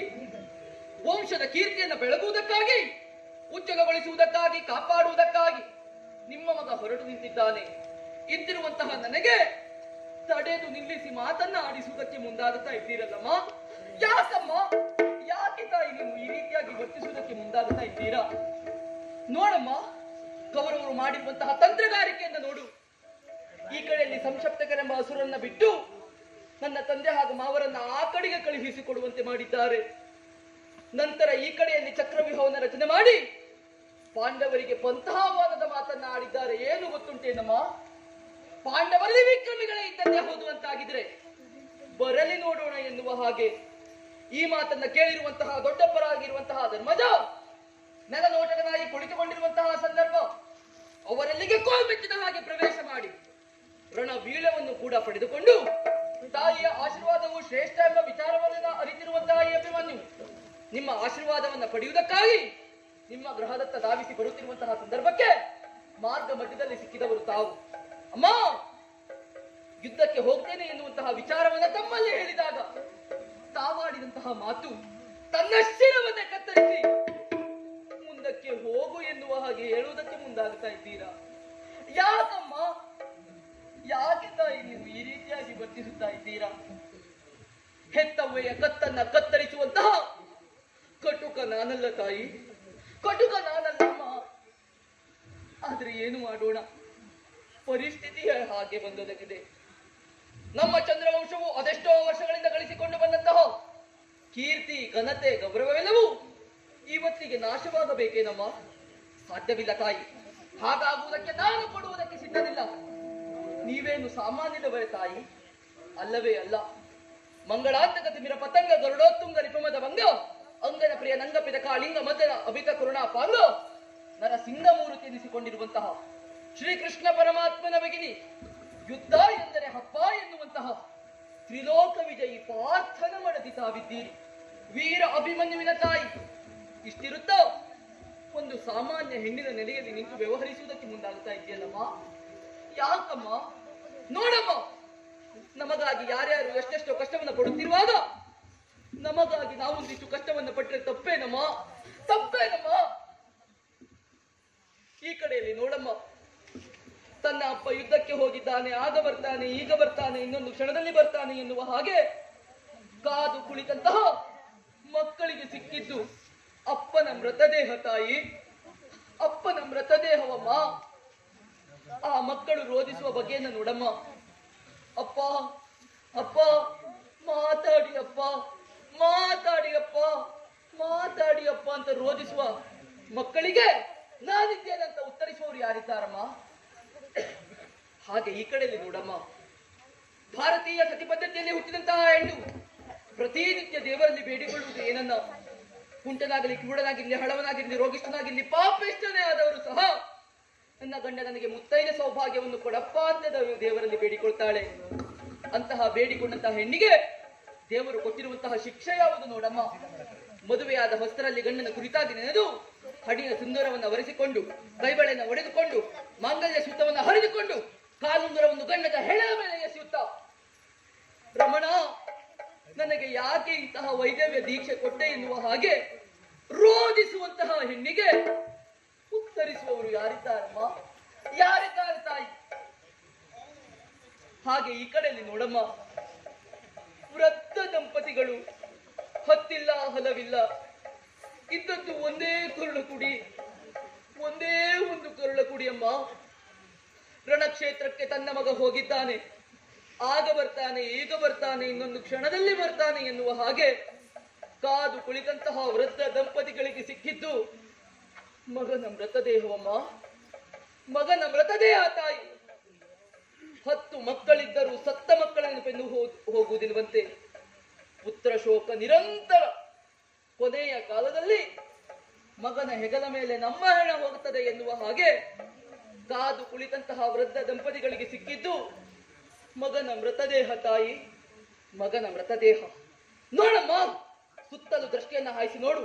ಈ ಕಡೆಯಲ್ಲಿ ನೋಡು, ಕೆಳಗಡೆಲ್ಲ ಸೀಳು, ಕಡಿಬಡಿದ ತೋಳು, ನೆಡವಸಿಯ ಜೋಡು, ತೊಡಿಮುರಿದ ತುಂಡು, ಪಿಲುಮುಜಲ ತುಂಡದಿಂ ರುಂಡದಿಂ ಮುಂಡದಿಂ ಕಳ್ಳದಿಂ, ಅಡಗುಗಳ ತಿರುಳಿಂದ ನಿದುರದ ಕರುಳಿಂದ ಕಡಲಿಡುವ ನೆತ್ತರಿಂ ಎಡೆಬಿಡಿದ ಛತ್ತರಿಂ, ಇಡೀರ್ಪ ಆರಣದ ಓರಣದ ಮಾರಣದ ಕಾರಣದ ಪೂರ್ಣವಾಗಿದೆ. ಇಲ್ಲಿ ಸತ್ತು ಬಿದ್ದಿರುವ ಹೆಣಗಳ ರಾಶಿಯನ್ನ ಕಾಣುತ್ತಾ ನಿಮ್ಮ ಮಗನಾಗಿರುವಂತಹ ಅಭಿಮನ್ಯು ಕುಮಾರ ಕೈಕಟ್ಟಿ ಕುಳಿತುಕೊಳ್ಳುವುದಕ್ಕೆ ಸಾಧ್ಯವೇನಮ್ಮ? ಸಾಧ್ಯವೇನಮ್ಮ? ಸಾಧ್ಯವಿಲ್ಲ ತಾಯಿ. ನಡೆಯುತ್ತಿರುವುದು ಸಾಮಾನ್ಯವಾದಂತಹ ಕಾಳಗವಲ್ಲ ತಾಯಿ, ಇದು ಅಭಿಮನ್ಯುವಿನ ಕಾಳಗ. ಇದು ಸಾಮಾನ್ಯವಾದಂತಹ ಕಾಳಗವಲ್ಲ ತಾಯಿ, ಅಭಿಮನ್ಯುವಿನ ಕಾಳಗ. ವಾತ್ಸಲ್ಯ ಎಂಬ ಹಕ್ಕಿನಿಂದ ನನ್ನನ್ನು ಸುತ್ತುವುದಕ್ಕೆ ಮುಂದಾಗಬೇಡಿ ತಾಯಿ. ಹೋಗ್ಬೇಕು, ಹೋಗ್ಬೇಕು. ಸುರಿವ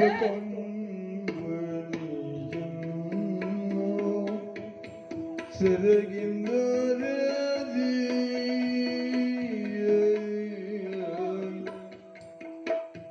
ಸೋರಿವ ಕಂಬನಿಯನ್ನು ಸೆರಗಿಂದರೇದಿ ಜನನಿಯೇ ಪಾದರ ಜವನು ಚಿರದುಳಾನಂದ ಪಾತನಂದನ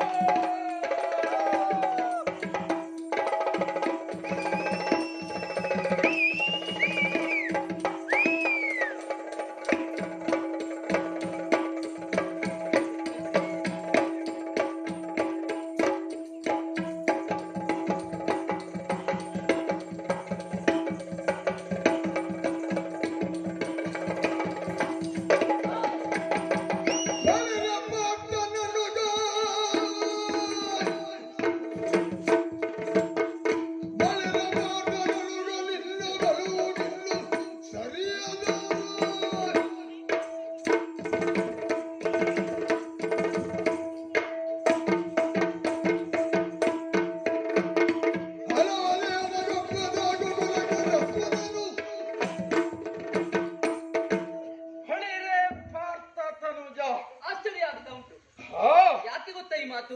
ಯಾಕೆ? ಪಾಂಡವರ ನೆರಳನ್ನ ಕಂಡು ದ್ವೇಷಿಸುತ್ತಿದ್ದಂತಹ ಸುಯೋಧನ ಹಾ, ಇವತ್ತು ಅಭಿಮನ್ಯುವನ್ನ ಕಂಡಾಗ ಉದ್ಗಾರದ ಮಾತು ಯಾಕೆ ಅಂತ ಅರ್ಥ ಆಗಲಿಲ್ಲ. ಹಾ, ಬಳಿರೆ ಸಹಭಾಸ ಎನ್ನುವ ಹಾಗೆ ಹೇಳ್ತಾ ಇದ್ದೇನೆ. ನೀನು ಮಾಡಿದಂತಹ ಕೃತ್ಯವನ್ನ ಕಂಡು ಆ ರೀತಿಯಾಗಿ ನಿನ್ನನ್ನ ಹೊಗಳಿದ್ದೇನೆ. ಯಾರು ಮಾಡದಂತಹ ಈ ಕೃತ್ಯಕ್ಕೆ ನೀನು ಮಾಡಿದ್ದೀಯ ಅಂದ್ರೆ ಮಹಾನ್ ಚಕ್ರವ್ಯೂಹವನ್ನ ನೀನು ಭೇದಿಸಿದ್ದೀಯ. ಅಂತಹ ಚಕ್ರವ್ಯೂಹ ಅದು ಸಾಮಾನ್ಯವಾದದ್ದಲ್ಲ. ಅಂತಹ ಒಂದು ಚಕ್ರವ್ಯೂಹವನ್ನ ಇವತ್ತು ನೀನು ಭೇದಿಸಿದೆ ಅನ್ನುವ ಕಾರಣದಿಂದ ಬಳಿರೆ ಎನ್ನುವ ಹಾಗೆ ಹೇಳ್ತಾ ಇದ್ದೇನೆ. ಅಷ್ಟೇ ಅಲ್ಲ, ಇಂತಹ ಕಾರ್ಯವನ್ನ ಮಾಡುವಂತಹ ನೀನು ಯಾರು ಅನ್ನುವ ಹಾಗೆ ಪ್ರಶ್ನಿಸಬೇಕು ಅಂತಾದ್ರೆ ನಮ್ಮ ಕುಲದವನೇ ಆಗಿರುವಂತಹ ಆ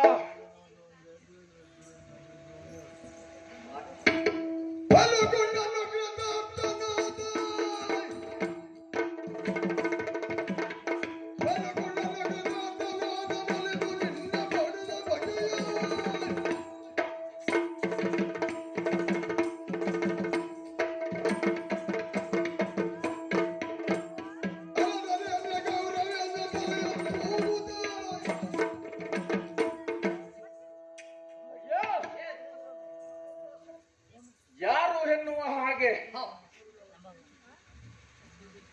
ನಿನ್ನನ್ನ ಸಂಬೋಧಿಸಿದರೆ ಪಾರ್ಥನ ಮಗ ಎನ್ನುವ ಹಾಗೆ ಅಂತಹ ಕಾರ್ಯವನ್ನ ನೀನು ಮಾಡಿದ್ದೀಯ. ಅಯ್ಯ, ನಿನ್ನನ್ನ ಕುಲರತ್ನ ಎನ್ನುವ ಹಾಗೆ ಸಂಬೋಧಿಸಬೇಕಾಗ್ತದೆ. ಭಾರತ ರತ್ನ ಎನ್ನುವ ಹಾಗೆ ಈಗಲೇ ನಮ್ಮ ಭೀಷ್ಮಾಚಾರ್ಯರು ನಿನಗೆ ಬಿರುದನ್ನ ಕೊಟ್ಟಿದ್ದಾರಂತೆ. ಹಾಗೆ ನಿನಗೆ ಹೇಳಿದ್ದು ನೀನು ಒಬ್ಬ ಕುಲರತ್ನ ಎನ್ನುವ ಹಾಗೆ. ಅಂತಹ ನೀ ಕುಲರತ್ನನಾದಂತಹ ನೀನು ನನಗೆ ಅಣುಗ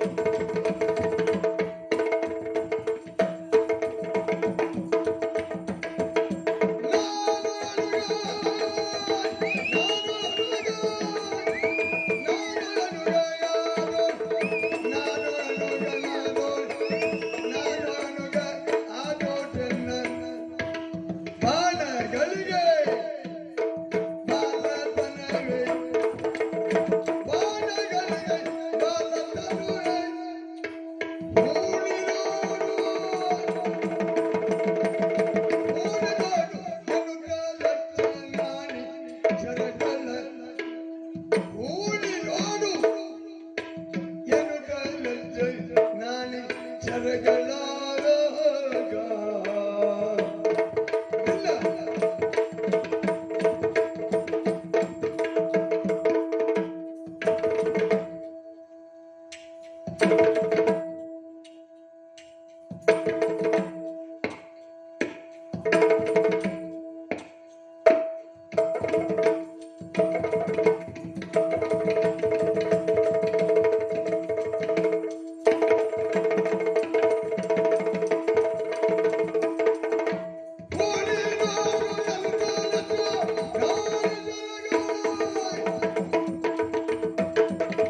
ಇಲ್ಲ ನಾನು ಅನುಗದೆ ಹೌದು. ಆದ್ರೆ ನೀನು ಅನೇಕ ಮಾತುಗಳನ್ನ ಹೇಳಿದೆ, ಅದು ನನ್ನ ಗಮನಕ್ಕೆ ಬರಲಿಲ್ಲ. ಕೊನೆಯದಾಗಿ ಅಣುಗ ಎನ್ನುವ ಹಾಗೆ ಎನ್ನುವ ಹಾಗೆ ನಿನ್ನನ್ನ ಸಂಬೋಧಿಸಿದ್ದೇನೆ ಅಲ್ವಾ? ಆಮೇಲೆ ಇನ್ನೊಂದು ಮಾತಾಡಿದೆ, ಹಲವರೇಕೆ ಒಬ್ಬ ಸಾಕು, ಕುಲಕ್ಕೆ ರತ್ನನು. ನಮ್ಮಪ್ಪನಿಗೆ ನಾನೊಬ್ಬ ಹುಟ್ಟಿ ಕುಲಕ್ಕೆ ನೇತ್ರ ಸುದರ್ಶನಾದೆ. ಆದ್ರೆ ನಿಮ್ಮಪ್ಪನಿಗೆ ನೀವು 100 ಮಂದಿ ಹುಟ್ಟು ಬೇರೆಯವ್ರ ಮನೆ ಹಾಳು ಮಾಡುವುದಾಯ್ತು ಬಿಟ್ರೆ ಮತ್ತೆ ಎಂತದ್ದು ಆಗಲಿಲ್ಲ. ಓಹೋ, ಅಲ್ವಾ? ಅದು ನೀನು ತಿಳಿದುಕೊಂಡದ್ದು. ಮತ್ತೆ ಬೇರೆಯವರ ಮನೆಯನ್ನ ಹಾಳು ಮಾಡಿದ್ದು ಎನ್ನುವ ಹಾಗೆ ನಾವು ಹಾಗೆ ತಿಳಿದುಕೊಳ್ಳಲ್ಲ. ನಾವು ಒಳ್ಳೇದಾಗಿದ್ದೇವೆ ಎನ್ನುವ ಹಾಗೆ ತಿಳಿದುಕೊಂಡಿದ್ದೇವೆ. ಒಳ್ಳೆಯದು ಯಾರಿಗೆ ಎಷ್ಟು ಎನ್ನುವ ಹಾಗೆ ಅರ್ಥೈಸಿಕೊಳ್ಳಬೇಕು. ಒಳ್ಳೆಯದಾಗಿದ್ದು ನಿಮಗೆ ಬಿಟ್ಟರೆ ಲೋಕಕ್ಕೆ ಅಲ್ಲವೇ ಅಲ್ಲ. ನಾವು ಬಯಸುವುದೇ ಅದನ್ನು. ಏನು? ನಮಗ ಮಾತ್ರ ಸೀಮಿತವಾದದ್ದು. ಎಲ್ಲವರಿಗೂ ಒಳ್ಳೇದು ಮಾಡಕ್ಕೆ ನಾವು ಹುಟ್ಟುದವರಲ್ಲವೇ ಅಲ್ಲ. ಅದೇ ಸ್ವಾರ್ಥಿಗಳಾಗಿ ನೀವು ಮುಂದಾಗುತ್ತಾ ಇದ್ದೀರಾ. ಸ್ವಾರ್ಥಿಗಳಾದದ್ದಕ್ಕೆ ನಾನು ಇಲ್ಲಿಗೆ ಬರಬೇಕಾದಂತಹ ಅನಿವಾರ್ಯತೆ ಸೃಷ್ಟಿಯಾದದ್ದು ಸುಳ್ಳಲ್ಲ. ನಾನು ಅನುಭವರಾದರೆನ್ನ ನಾನು ಸಣ್ಣವನೇ ಹೌದು, ಅನುಭವದಲ್ಲಿಯೂ ಕಲಿತ ವಿದ್ಯೆಯಲ್ಲಿಯೂ ಸಣ್ಣವನೇ ಹೌದು. ಆದರೆ ತೊಡುವ ಬಿಡುವ ಬಾಣಗಳಿಗೆ ಸಣ್ಣತನವಿಲ್ಲ, ಬಾಲತನವಿಲ್ಲ.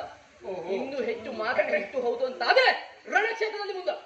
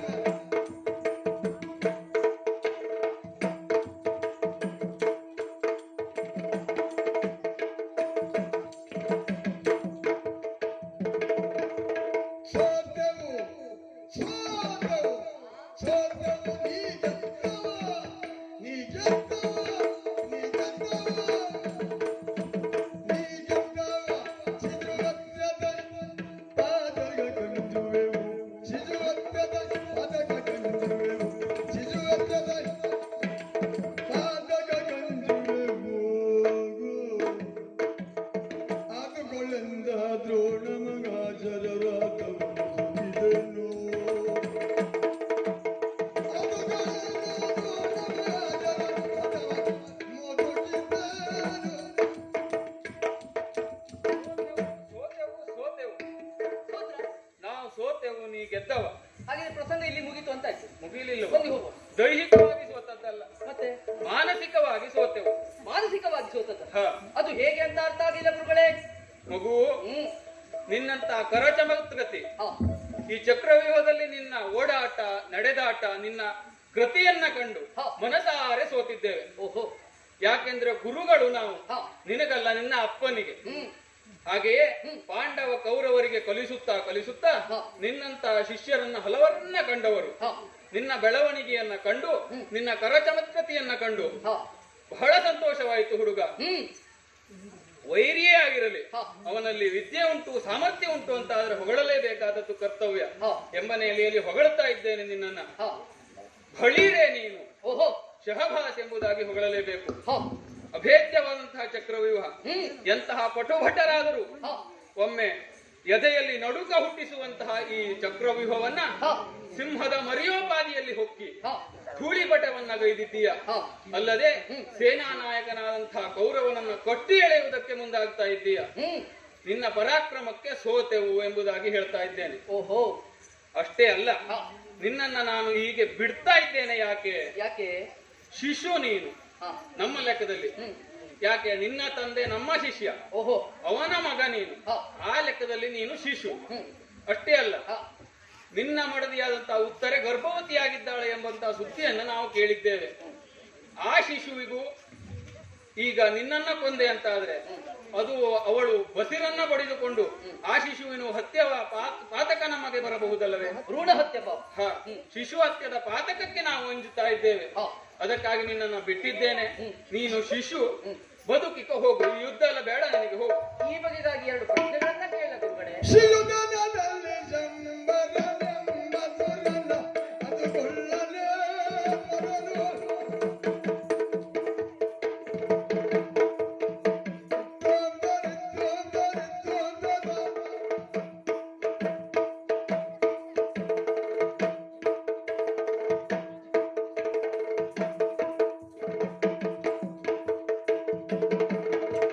ಶಿಶುಧನದಲ್ಲಿ ಶಿಶುಧನದಲ್ಲಿ ಶಿಶುಧನದಲ್ಲಿ ಶಿಶುಧನದಲ್ಲಿ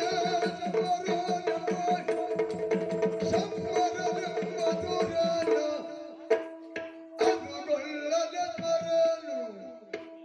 ಶಿಶುಧನದಲ್ಲಿ ಶಿಶುಧನದಲ್ಲಿ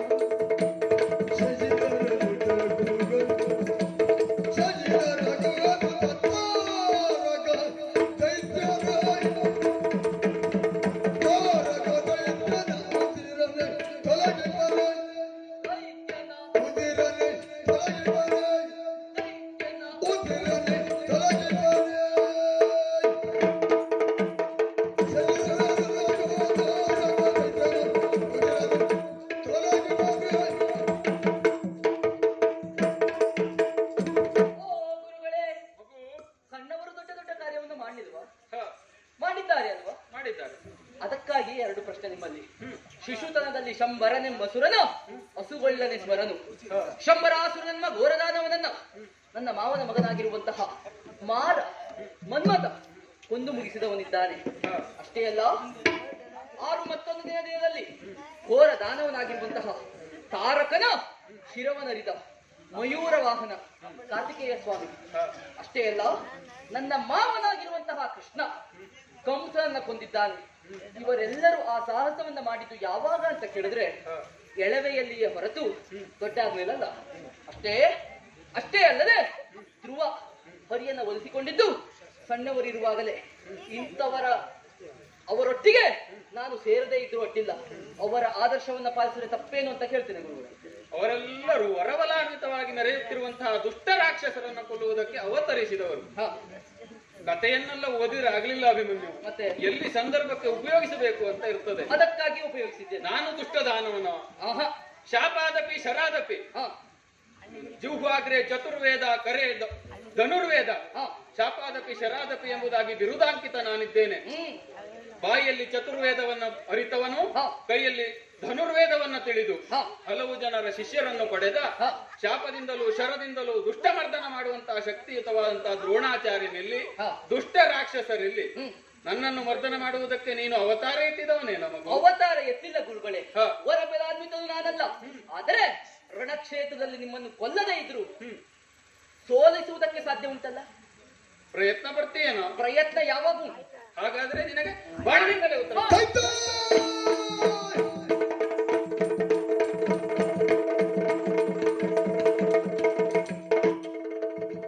ಗುರುಗಳಿಗೆ ನೋವಾಯ್ತಾ? ಶಿಲುಗನದಲ್ಲಿ ಸಂಬರನೆಂಬ ಸುರನ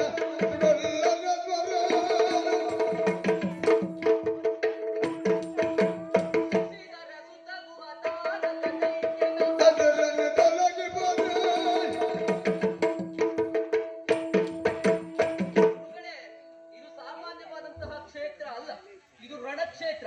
ಇಲ್ಲಿ ದೊಡ್ಡವರು ಬರುವುದಿಲ್ಲ, ಸಣ್ಣವರು ಬರುವುದಿಲ್ಲ. ದೊಡ್ಡವರಿಗೆ ಸಣ್ಣವರು ಹೊಡಿಬಹುದು.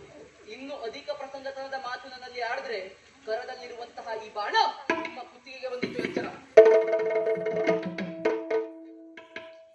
ಯಾಕೆ ಹೀಗಾಯ್ತು? ಯಾಕೆ? ಹುಡುಗ ಈ ರೀತಿ ಮಾತನಾಡಿ ಹೋಗ್ತಾ ಇದ್ದಾನೆ. ಹೌದು, ಮಾಡಿದ್ದುಣ್ಣೋ ಮಾರಾಯ ಅಂತ ರೂಢಿಯಲ್ಲಿ ಒಂದು ಮಾತುಂಟು ಸ್ವಾಮಿ. ಅದು ಮಾತುಂಟು. ಹಿಂದೊಂದು ಕಾಲದಲ್ಲಿ ಏಕಲವ್ಯನೆಂಬಂತಹ ಒಬ್ಬ ಬೇಡರ ಬಾಲಕನಿದ್ದ.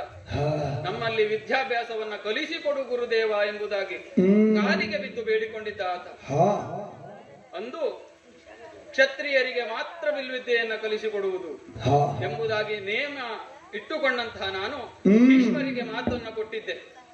ಹಾಗಾಗಿ ನಿನಗೆ ವಿದ್ಯೆಯನ್ನು ಕೊಡುವುದಕ್ಕೆ ಆಗುವುದಿಲ್ಲ ಎಂಬುದಾಗಿ ತಿರಸ್ಕಾರ ಮಾಡಿದಾಗ ನಿಮ್ಮ ಅನುಗ್ರಹ ಹೊಂದಿದ್ದರೆ ಸಾಕು ಎಂಬುದಾಗಿ ನನ್ನನ್ನೇ ಗುರುವೆಂದು ತಿಳಿದು ಮನಸ ಸ್ಮರಿಸುತ್ತಾ ನನ್ನ ಮೂರ್ತಿಯನ್ನೇ ಪ್ರತಿಷ್ಠಾಪಿಸಿಕೊಂಡು ಕಾಡಿನಲ್ಲಿ ಎಲ್ಲ ಧನುರ್ವೇದ ವಿದ್ಯೆಗಳನ್ನ ಕರತಲಗೊಳಿಸಿಕೊಂಡಿದ್ದ ಏಕಲವ್ಯ ಒಮ್ಮೆ ಹೀಗೆ ಬೇಟೆಗೆ ಹೋಗಿದ್ದಾಗ ಶಬ್ದವೇದಿ ಎಂಬಂತಹ ವಿದ್ಯೆಯಿಂದ ನಮ್ಮ ಬೇಟೆಯ ನಾಯಿಗೆ ಬಾಯಿಗೆ ಬಾಣವನ್ನ ಹೊಡೆದ. ಅದನ್ನ ಶೋಧಿಸಿ ಹೋದಾಗ ಅವನ ವಿದ್ಯೆಯ ಉತ್ತುಂಗ ಸ್ಥಾನದ ಅರಿವಾಯಿತು. ಏನು ಮಾಡುವುದು? ಪಾರ್ಥ ಏವಂ ಧನುರ್ಧರ, ಪಾರ್ಥನನ್ನ ಏಕಮಾ ದ್ವಿತೀಯ ಅಂತಹ ಬಿಲ್ಲುಗಾರನಾಗಿ ಮಾಡುತ್ತೇನೆ ಎಂಬುದಾಗಿ ಭೀಷ್ಮರಿಗೆ ಮಾತನ್ನ ಕೊಟ್ಟಿದ್ದೆ. ಅದರನ್ನ ತಪ್ಪಿಸಲಿಕ್ಕೆ ಆಗುವುದಿಲ್ಲ, ನಡೆಸಬೇಕು ಎಂಬಂತಹ ಕಾರಣಕ್ಕಾಗಿ ಅವನಲ್ಲಿ ಗುರುದಕ್ಷಿಣೆಯನ್ನ ಬೇಡಿದೆ. ಕೇವಲ ಒಂದೇ ಕಾರಣವಲ್ಲ, ಆ ಏಕಲವ್ಯನ ತಂದೆ ಮಾಘದನಲ್ಲಿ ಕೆಲಸಕ್ಕೆ ಇದ್ದವ, ಅವನ ಸ್ನೇಹಿತ ಆತ. ಆ ದುಷ್ಟ ಬೀಜ ಈಗ ಏಕಲವ್ಯ ಕೆಟ್ಟವನಾಗಿರದೇ ಇರಬಹುದು, ಮುಂದೆ ಆ ಕೆಟ್ಟ ಬುದ್ಧಿಯೇ ಅಂಕುರಿಸಿ ಲೋಕ ಕಂಟಕನಾಗ್ತಾನೆ ಎಂಬಂತಹ ದೂರದೃಷ್ಟಿಯು ಒಂದಿತ್ತು. ಅದರೆಲ್ಲರ ಪರಿಣಾಮವಾಗಿ ಗುರುದಕ್ಷಿಣೆಯಾಗಿ ಅವನ ಹೆಬ್ಬೆರಳನ್ನೇ ಕೇಳಿದ್ದೆ. ಬಲಗೈ ಹೆಬ್ಬೆರಳನ್ನ ತುಂಡರಿಸಿ ನನ್ನ ಮುಂದೆ ಇಟ್ಟಿದ್ದ ಆತ. ಯುದ್ಧದಲ್ಲಿ ಬಾಣವನ್ನ ತೆಗೆದು ಪ್ರಯೋಗಿಸುವುದಕ್ಕೆ, ಲೀಲಾಜಾಲವಾಗಿ ಪ್ರಯೋಗಿಸುವುದಕ್ಕೆ ಹೆಬ್ಬೆರಳು ಅತಿ ಮುಖ್ಯವಾಗಿ ಬೇಕಾಗುತ್ತದೆ. ಹಾಗಾಗಿ ಬಲಗೈ ಹೆಬ್ಬೆರಳನ್ನ ಅಂದು ಕೇಳಿದ ಪರಿಣಾಮ ಇಂದು ಇವನು ನನ್ನ ಹೆಬ್ಬೆರಳಿಗೆ ಖಾಸಿಗೊಳಿಸಿದ್ದಾನೆ. ಏನೇ ಇರಲಿ, ಬಂದದ್ದನ್ನು ಅನುಭವಿಸಬೇಕು. ಇದನ್ನು ಉಪಶಮನ ಮಾಡುವ ಪರಿಯನ್ನ ಯೋಚಿಸುತ್ತೇನೆ. ಹಾಗೆ ಯುದ್ಧವನ್ನ ಹೀಗೆ ಬಿಡುವುದಕ್ಕಾಗುವುದಿಲ್ಲ. ನಿಮ್ಮಲ್ಲಿ ಅರಸ ಬಿಡು ಚಿಂತೆಗಳನ್ನು ಎಂಬಂತಹ ಪೌರುಷದ ವಾಕ್ಯವನ್ನ ಆಡಿದಂತಹ ಪಟುಭಟರ ನಮ್ಮಲ್ಲಿದ್ದಾರೆ. ಅವರನ್ನೇ ಕಳಿಸಿಕೊಡ್ತಾನೆ. ಮುಂದಾಗುವುದನ್ನು ನೋಡೋಣ.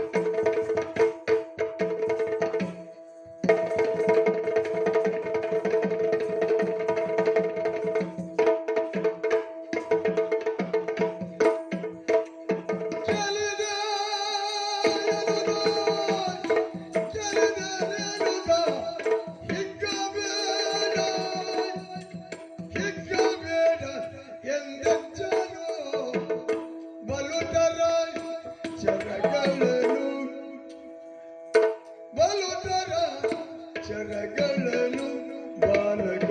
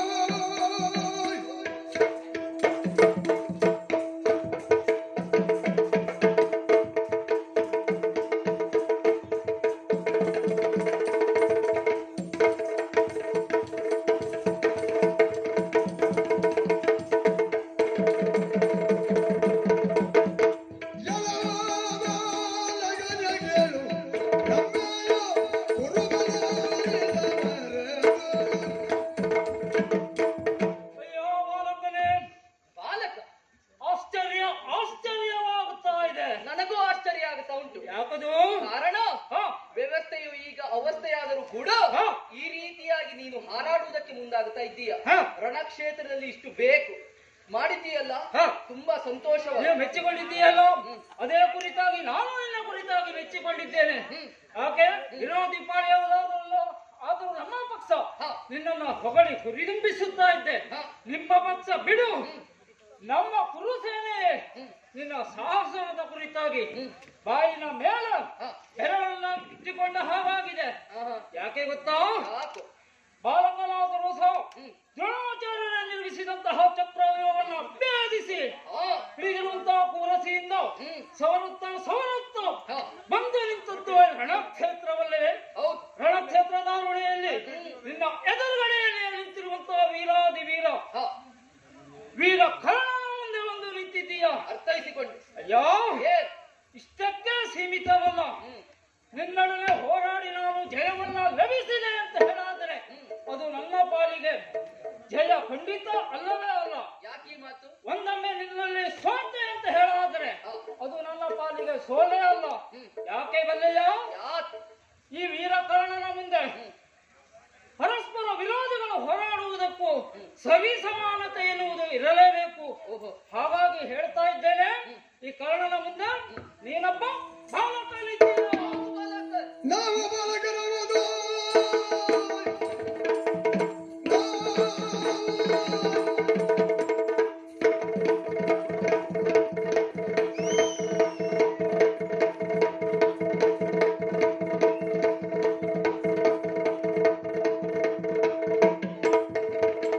ನಾವು ಬಾಲಕರವನ್ನ ಮಾತ್ರಕ್ಕೆ ನೀವು ಜೀವಿಸಿ ಗೊಮ್ಮದು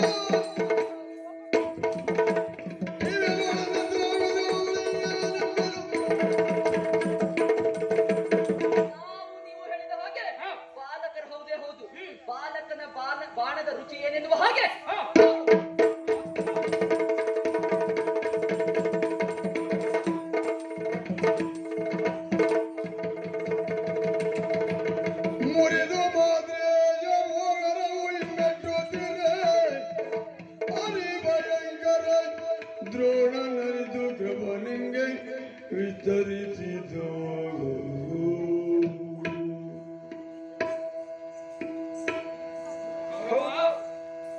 ಗುರುಗಳೇ, ಎಂತಹ ಪರಿಸ್ಥಿತಿ ಬಂದು ಒದಗಿತು ನಮಗೆ. ಜಯಶ್ರೀಯನ್ನ ತಂದು ಕೊಡುತ್ತೇನೆ ಎನ್ನುವ ಹಾಗೆ ಭರವಸೆಯನ್ನ ಕೊಟ್ಟವರು ನೀವು. ಆದರೆ ಆ ಭರವಸೆಯ ಜೊತೆಗೆ ತಣ್ಣೀರೆರಚಿದಂತಾಗಿದೆ. ಎಲ್ಲ ಪಟುಪಟರು ಹಿಮ್ಮೆಟ್ಟುತ್ತಾ ಇದ್ದಾರೆ. ನಮ್ಮವರು ಬಲಾಢ್ಯರಾಗಿ ಯುದ್ಧ ರಂಗಕ್ಕೆ ಹೋದರೂ ಕೂಡ ಅವರೆಲ್ಲ ಸೋತು ಮಣ್ಣಾಗುತ್ತಾ ಇದ್ದಾರೆ. ಕಾರಣ ಈ ಹುಡುಗನ ಪರಾಕ್ರಮ ಅಂತದ್ದು. ಹಾಗಿದ್ರೆ ಮುಂದೇನು ಮಾಡಬೇಕು? ದಾರಿಯನ್ನ ತೋಚದವನಾಗಿದ್ದೇನೆ. ಮತ್ತು ಯಾರಿದ್ದಾರೆ ಪಟುಪಟರು ನಮ್ಮಲ್ಲಿ?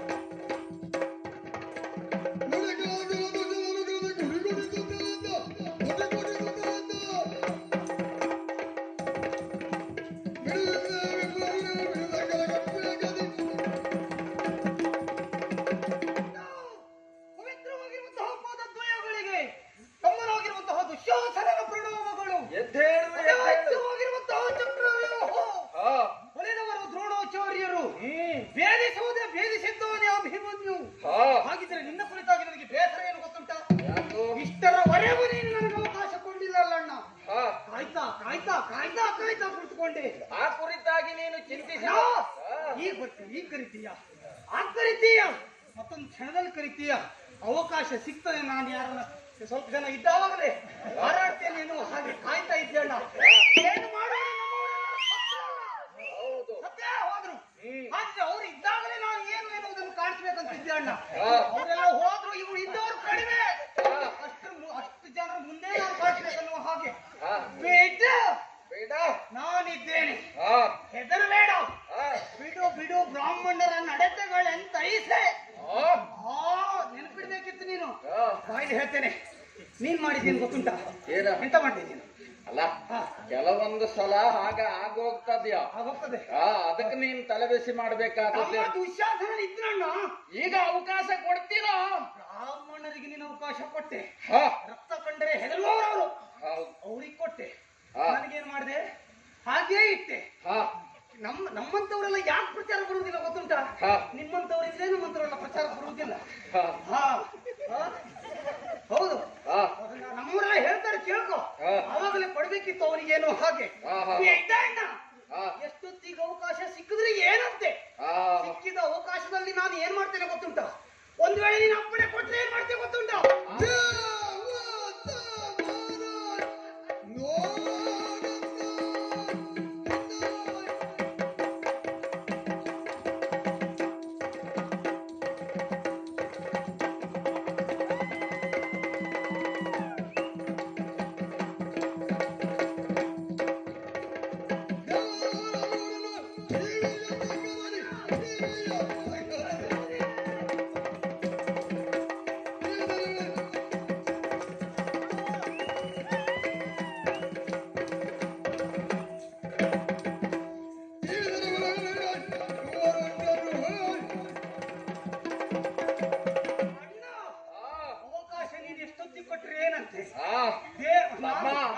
ಒಂದು ಮಾತು ಹೇಳಲ್ಲ.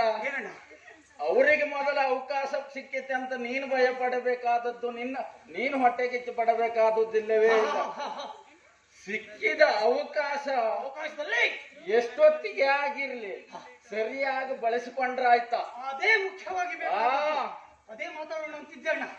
ಈಗ ನೀನು ನನಗೊಂದು ಅವಕಾಶವನ್ನು ಕೊಟ್ರೆ, ಇವತ್ತಿನ ಈ ಸಂದರ್ಭದಲ್ಲಿ ನನಗೊಂದು ಅಪ್ಪಣೆಯನ್ನು ಕೊಟ್ರೆ, ನೇರವಾಗಿ ರಣಕಣಕ್ಕೆ ಧಾವಿಸುತ್ತೇನೆ. ಎದುರಾಗಿ ಬಂದಂತಹ ಯಾರೇ ಇರಲಿ, ವಿರೋಧಿ ಪಾಳ್ಯದವರೇ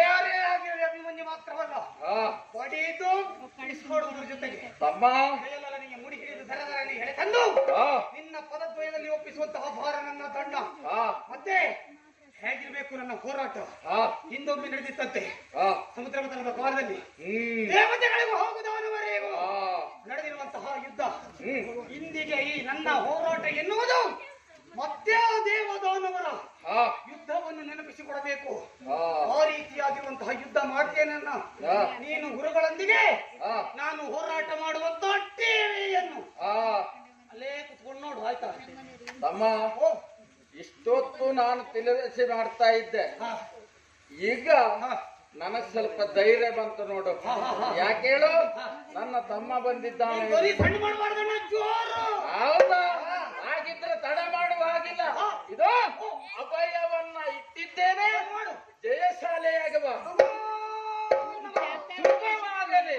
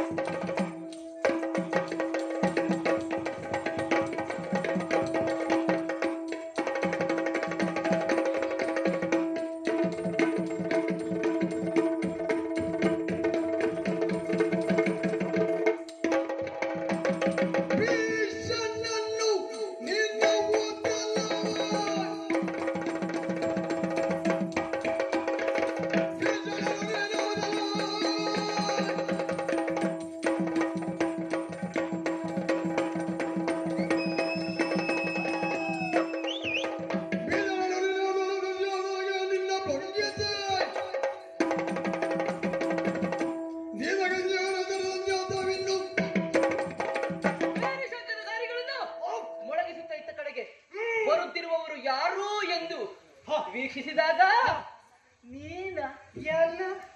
ನೀನು ಬಂದವ. ಏನ್ ಹೇಳಿದ್ದೇನಾಯ್ತು ನೀವು? ನೀ ಈ ಕ್ಷೇತ್ರಕ್ಕೆ ಜನ ಅಲ್ವೇ ಅಲ್ಲ? ಮೊದಲೆಲ್ಲ ದೊಡ್ಡ ದೊಡ್ಡ ಶಬ್ದ ಹಾಕಿ ಆಮೇಲೆ ಎಂತದ? ನಿನಗೆಲ್ಲ ಮತ್ತೆಲ್ಲ ದೊಡ್ಡ ಶಬ್ದ ಬೇಕಾ? ಯಾಕೋ? ನಿನಗೆ ಇಂಥದ್ದೇ ಶಬ್ದ ಸಾಕು. ಇದು ನಿನಗೆ ಹೆಚ್ಚಾಯ್ತು. ಯಾಕೋ? ಯಾಕೆ ಗೊತ್ತಾ? ಹ? ನಿನ್ನ ಕಾರ್ಯ ಎಂತದ್ದು? ನೀನು ಮಾಡಿರುವಂತಹ ಸಾಹಸ ಇಲ್ಲಿ ಇಲ್ಲವೇ ಇಲ್ಲ. ಇಲ್ಲಿ ಸಾಹಸ ನಿಂದು ಎಲ್ಲಿ?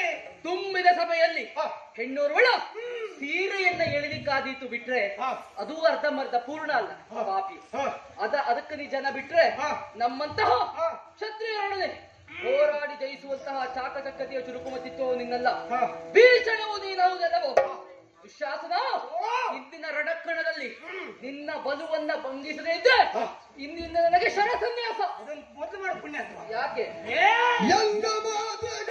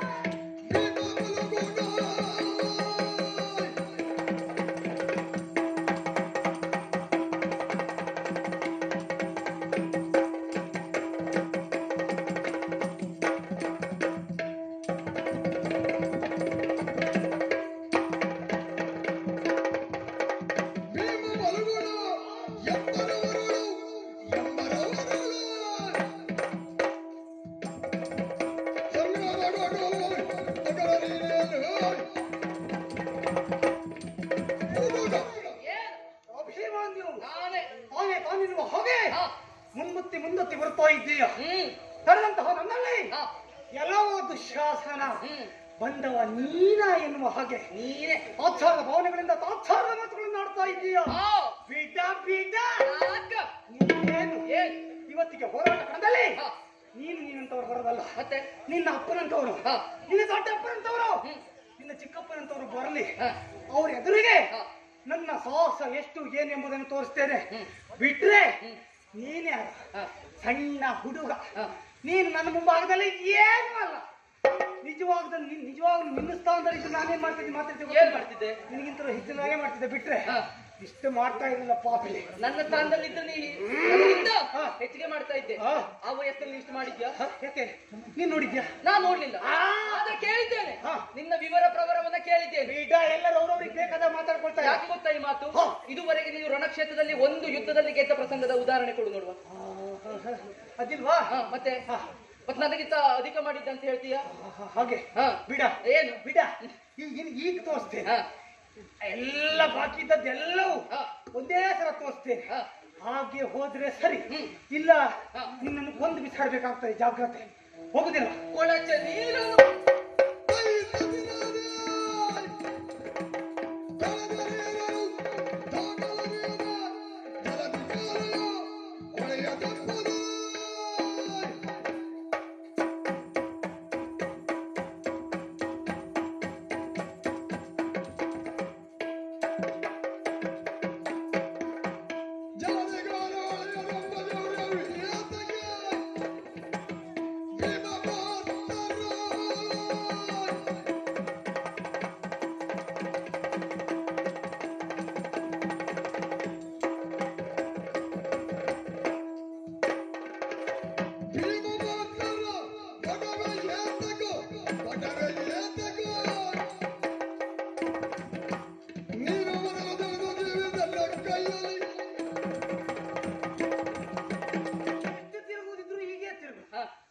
ಅವಕಾಶ ಇಲ್ಲ. ಯಾಕೆ? ನೀನ್ ಸತ್ತೇ ಹೋಗ್ತೀನಿ.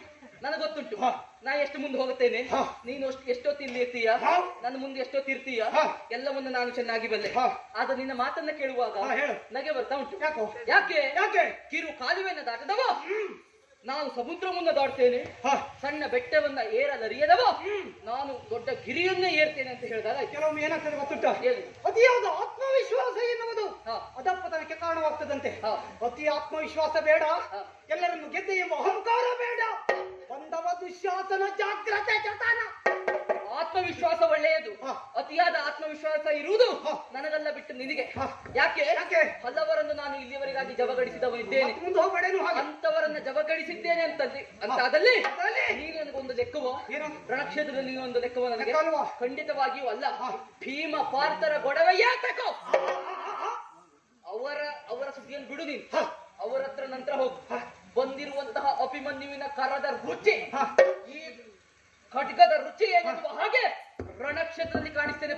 ನನಗೆ ಮಾತಿನ ಬೇಕು, ಓಡಲಿ ದೊಣ್ಣೆ ಬೇಕು.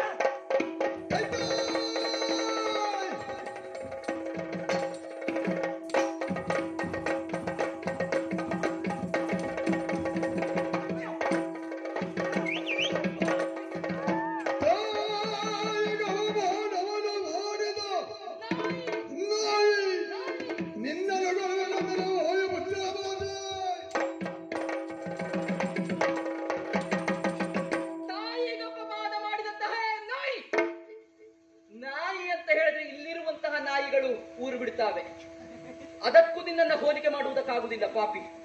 ಅಧಿಕ ಮಾತಾಡ್ತೀಯಲ್ಲ, ನಿನ್ನನ್ನು ಬಿಡ್ತೇನೆ. ಯಾಕೆ ಗೊತ್ತುಂಟ? ನನ್ನ ದೊಡ್ಡಪ್ಪರಾದಂತಹ ಭೀಮಸೇನ ಹೊರಸಿಟ್ಟ ಕುರಿ ನೀನು.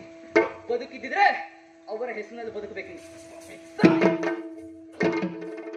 ಅಧಿಕ ಮಾತಾಡ್ಲಿಕ್ಕಿಲ್ಲ. ನಾ ಆ ಕಡೆ ಹೋದ್ಮೇಲೆ ಮಾತಾಡಿದ್ರೆ ರಕ್ತಕಾರಿ ಸಾಯ್ತು.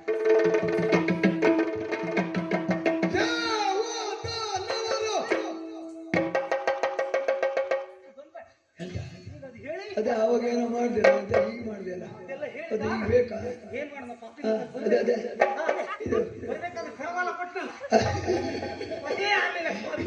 ಏನ್ ಮಾಡೋಣ ಹೇಳಿ? ಅವ ಬಂದಾಗಲೇ ಜಾರ್ಬೇಕಿತ್ತ.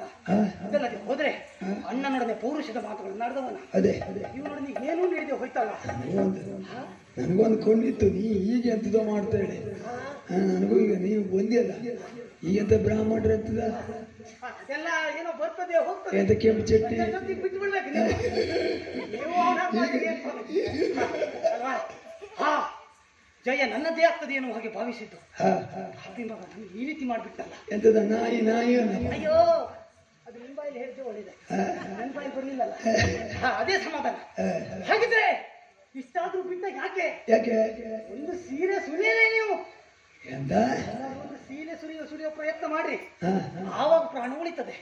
ಅದಲ್ಲದೆ ಹೋದ್ರೆ ಅಲ್ಲೊಂದು ಸಂದರ್ಭದಲ್ಲಿ ಮಾಂಚಾಲೆಯ ಸೀರೆ ಅಂದ್ರೆ ನೀವು ಹೇಳೋದು ಸೀರೆ ಕೈ ಹಾಕೋ ಗೋಳ ಸರಿ ಅವ್ರು ಗೊತ್ತಾಯ್ತು. ಸಿಕ್ಕಿರಡ್ಡಿಲ್ಲ ಮಾರೆ ಸಿಕ್ಕುದ ಇಲ್ಲ ಅವಕಾಶ ಕೂಡಿ ಬರ್ಬೇಕಷ್ಟೇ. ನನಗೇನ್ ಮಾಡೋಣ ಸ್ವಾಮಿ, ಅವಕಾಶ ತಟ್ಟಂತ ಬಂದ್ಬಿಡ್ತು. ಆಗ ಕೈ ಹಾಕೇ ಬಿಟ್ಟ ನಾನು ಪ್ರಯತ್ನ ಮಾಡಿದ್ದಕ್ಕಾಗಿ ನಾನು ಬದುಕೊಳ್ಳದೆ. ಇನ್ನು ಪೂರ ಸೊಂದಿದ್ರೆ ಏನ್ ಮಾಡ್ತಿದ್ದ? ಏನು ಆಗ್ಲಿ ಬಿಟ್ನಲ್ಲ ಈತ.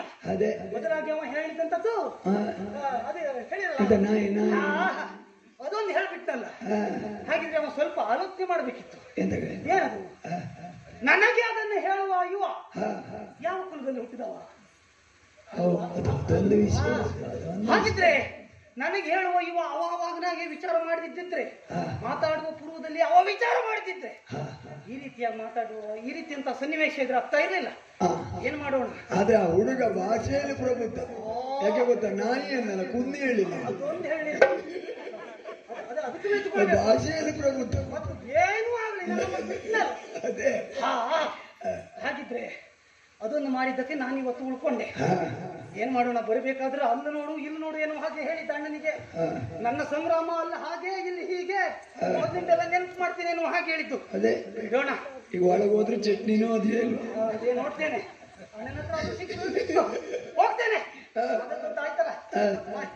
ಒಂದು ಮತ್ತೆ ಯಾರ ಹತ್ರ ಹೇಳ್ಬೇಡಿ. ಯಾರು ಅದೊಂದು ಮತ್ತೆ ಏನು ಹೇಳಿ. ನನಗೆ ಹೇಳ್ತಾ ಇರೋದಲ್ಲ, ಇಲ್ಲಿ ಇರ್ಲಿಕ್ಕೆ ಪುರುಷತ್ತಿಲ್ಲ ಹೇಳುದ. ಹೋಗ್ತೇನೆ. ಈಗ ಎಂತದ್ದು ಬೇಡ, ಈಗ ಹಾಗೆ ಹೋಗ್ಬಿಡ್ತೇನೆ.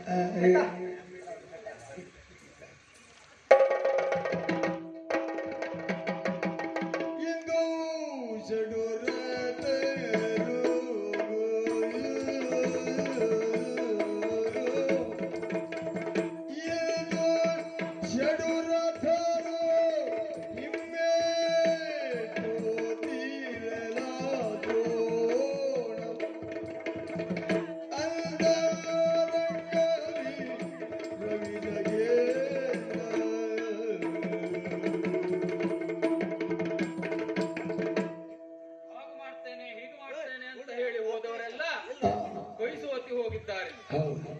ದೇವದಾನವರ ಯುದ್ಧವನ್ನು ನೆನಪಿಸುತ್ತೇನೆ. ಸಾಧ್ಯ ಆಯ್ತಾ? ಆಗಲಿಲ್ಲ. ನಾವೇನು ಮಾಡಬೇಕು? ಪಟು ಭಟರೆಲ್ಲ ಹಿಮ್ಮಟ್ತಾ ಇದ್ದಾರೆ. ಕಾಡ್ಗಿಚ್ಚಿನಂತೆ ಅಭಿಮನ್ಯು ಪ್ರಜ್ವಲಿಸ್ತಾ ಇದ್ದಾನೆ. ಜಯ ಅವನ ಬದಿಗೆ ವಾಲುತ್ತಾ ಇದೆ. ಸೇನಾಧಿಪತಿಯಾಗಿ ಏನಾದರೂ ತಂತ್ರವನ್ನ ಹೂಡಬೇಕಾದದ್ದು ದ್ರೋಣನಿಗೆ ಕರ್ತವ್ಯವಲ್ಲವೇ? ಅದಕ್ಕಾಗಿ ಏನು ಮಾಡುವುದು? ಸರಿ ಸರಿ ಕರ್ಣ.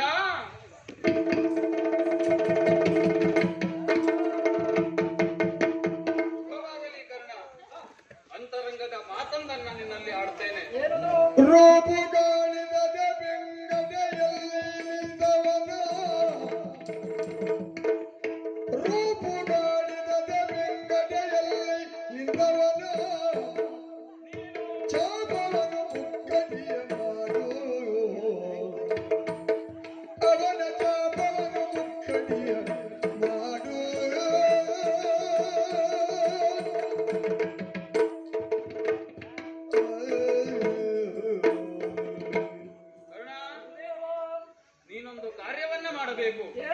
ನೇರವಾದ ಯುದ್ಧದಲ್ಲಿ ಅಭಿಮನ್ಯುವನ್ನ ಜಯಿಸುವುದು ಅಸಾಧ್ಯವಾಗಿದೆ ಈಗ. ಹಾಗಾಗಿ ತಂತ್ರಗಾರಿಕೆಯೊಂದೇ ಉಳಿದಿರುವಂತಹ ಮಾರ್ಗ. ಹಾಗಾಗಿ ನಿನ್ನ ಕಾಯವನ್ನ ಕಾಣಿಸಬಾರದು. ಬೆಂಗಡಿಯಲ್ಲಿ ನಿಂತು ಅಭಿಮನ್ಯುವನ ಕರದ ಚಾಪವನ್ನ 3 ತುಂಡು ಮಾಡಬೇಕು. ನೀವು ಗುರುಗಳು ಇದಂತೆಯೇ ಕೃತ್ಯವ ಕೈಯುವುದೇ. ನೀವು ಗುರುಗಳು ಇದಂತೆಯೇ ಕೃತ್ಯವ ಕೇಳುವುದೇ. ಧರ್ಮವಲ್ಲ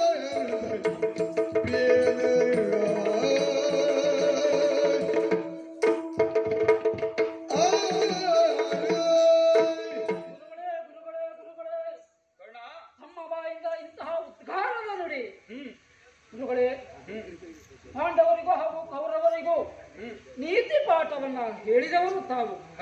ಧರ್ಮ ಅಂತಂದ್ರೆ ಹೀಗೆ, ಅಧರ್ಮ ಅಂತ ಹೇಳಿದ್ರೆ ಹೀಗೆ, ಹಾಗೆ ಅಲ್ಲವೇ? ಧರ್ಮಕ್ಷೇತ್ರವಾಗಿರುವಂತಹ ಈ ಕುರುಕ್ಷೇತ್ರದಲ್ಲಿ ಧರ್ಮದ ಯುದ್ಧ ಆಗಬೇಕೇ ವಿನಃ ಅಧರ್ಮದ ಯುದ್ಧ ಎಂದೆಂದಿಗೂ ಸಾಧ್ಯ ಆಗಬಾರದಲ್ಲ. ಹಾಗಾಗಿ ಧರ್ಮದ ನಡತೆಯಲ್ಲೇ ಸಾಗಬೇಕು. ಕೇವಲ ಬಾಲಕನನ್ನ ಗೆಲ್ಲುವುದಕ್ಕಾಗಿ ನಾವೆಲ್ಲರೂ ಅಸಹಾಯಕ ಸ್ಥಿತಿಯಿಂದ ಆತನಿಗೆ ಮೋಸದಿಂದ ಹಿಡಿದಿರುವಂತಹ ಬಿಲ್ಲನ್ನು 3 ತುಂಡನ್ನಾಗಿ ಮಾಡಬೇಕು ಎನ್ನುವುದಾಗಿ, ಅಂತಹ ಹೇಯ ಕಾರ್ಯವನ್ನ ಮಾಡಬೇಕು ಎನ್ನುವುದಾಗಿ ತಮ್ಮ ಬಾಯಿಂದ ಭೂಪತಿಯ ಕಾರ್ಯವೆಲ್ಲಿ ಮನಗೊಂಡಲೆಂದನೇ, ಭೂಪತಿಯ ಕಾರ್ಯವೆಲ್ಲಿ ಮನಗೊಂಡಲೆಂದನೇ, ಪಾಪ ನಿನಗೆಲ್ಲ ಪಾಪ ನಿನಗಿಲ್ಲೆನು ಬೇಡ ದ್ರೋಣ.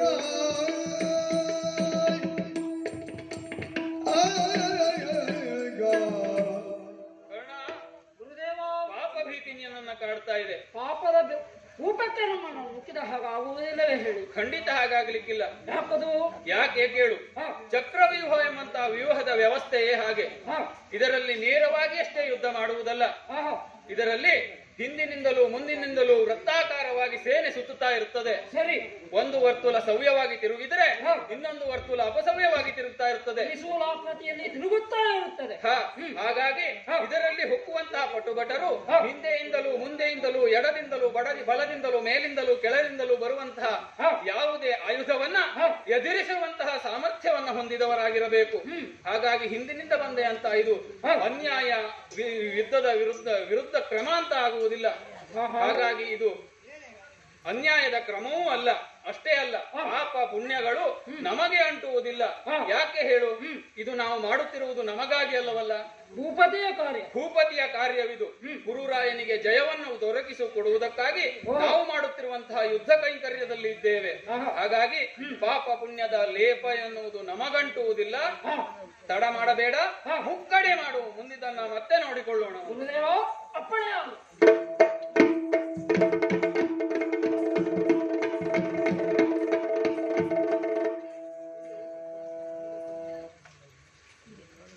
ದಾಮೋದರ್ ನಾಯ್ಕ್ ಮತ್ತು ಉಮಾಕಾಂತ್ ನಾಯ್ಕ್ ಅವರು ಪ್ರೀತಮ್ ನಾಯ್ಕ್ ಅವರಿಗೆ ಬಹುಮಾನ ಕೊಟ್ಟಿದ್ದಾರೆ. ಅಂದ್ರೆ ದುಶಾಸನ ಪಾತ್ರ ಮಾಡಿದಂಥವ್ರು.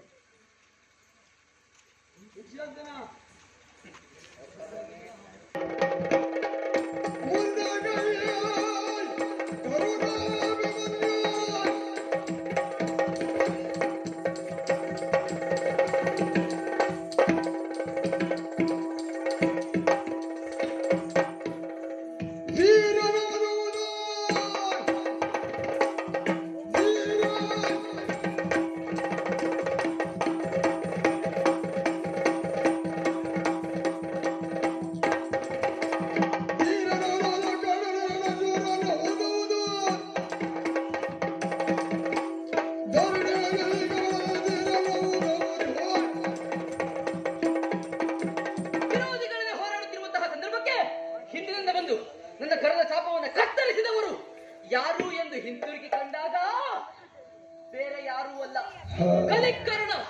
ಗಂಡೆಂದರು ನೀವೇನು? ನಿನ್ನ ತಾಯಿ ನಿನಗೆ ಗಂಡು ಅಂತ ಹೆತ್ತಿದ್ದಕ್ಕೆ ಸಾರ್ಥಕವಾಗಿ ಹೋಯಿತು. ವೀರ ಯೋಧನಾದವನು ಸಾಧ್ಯವಾದರೆ ಮುಂದೆ ನಿಂತು ಹೋರಾಡಬೇಕು, ಇಲ್ಲವೇ ಸಾಯಬೇಕು. ನೀನು ಹಾಗೆ ಮಾಡಲಿಲ್ಲ. ಗಂಡ ಸತ್ತ ಹೆಗ್ಗಸದಂತೆ ವರ್ತಿಸಿ ಬಿಟ್ಟಿಯಲ್ಲೋ. ತೂಗಿನ ಧರ್ಮಕ್ಕೆ ಬೆಂಕಿ ಹಾಕ್ಲಿಕ್ಕೆ ನಿನಗೆ ಹೇಳುವುದಲ್ಲ. ಅವನಿಗೊಂದು ಮತಿ ಇಲ್ಲ, ನಿನಗೊಂದು ಗತಿ ಇಲ್ಲ. ಈ ದುರ್ಬುದ್ಧಿಯನ್ನು ಬೋಧಿಸಿದಂತಹ ಗುರು ಯಾರು ಅಂತ ನೋಡಿದ್ರೆ ಹೋಯ್ತಲ್ಲ ಚಾಪ, ಕರದ ಚಾಪು.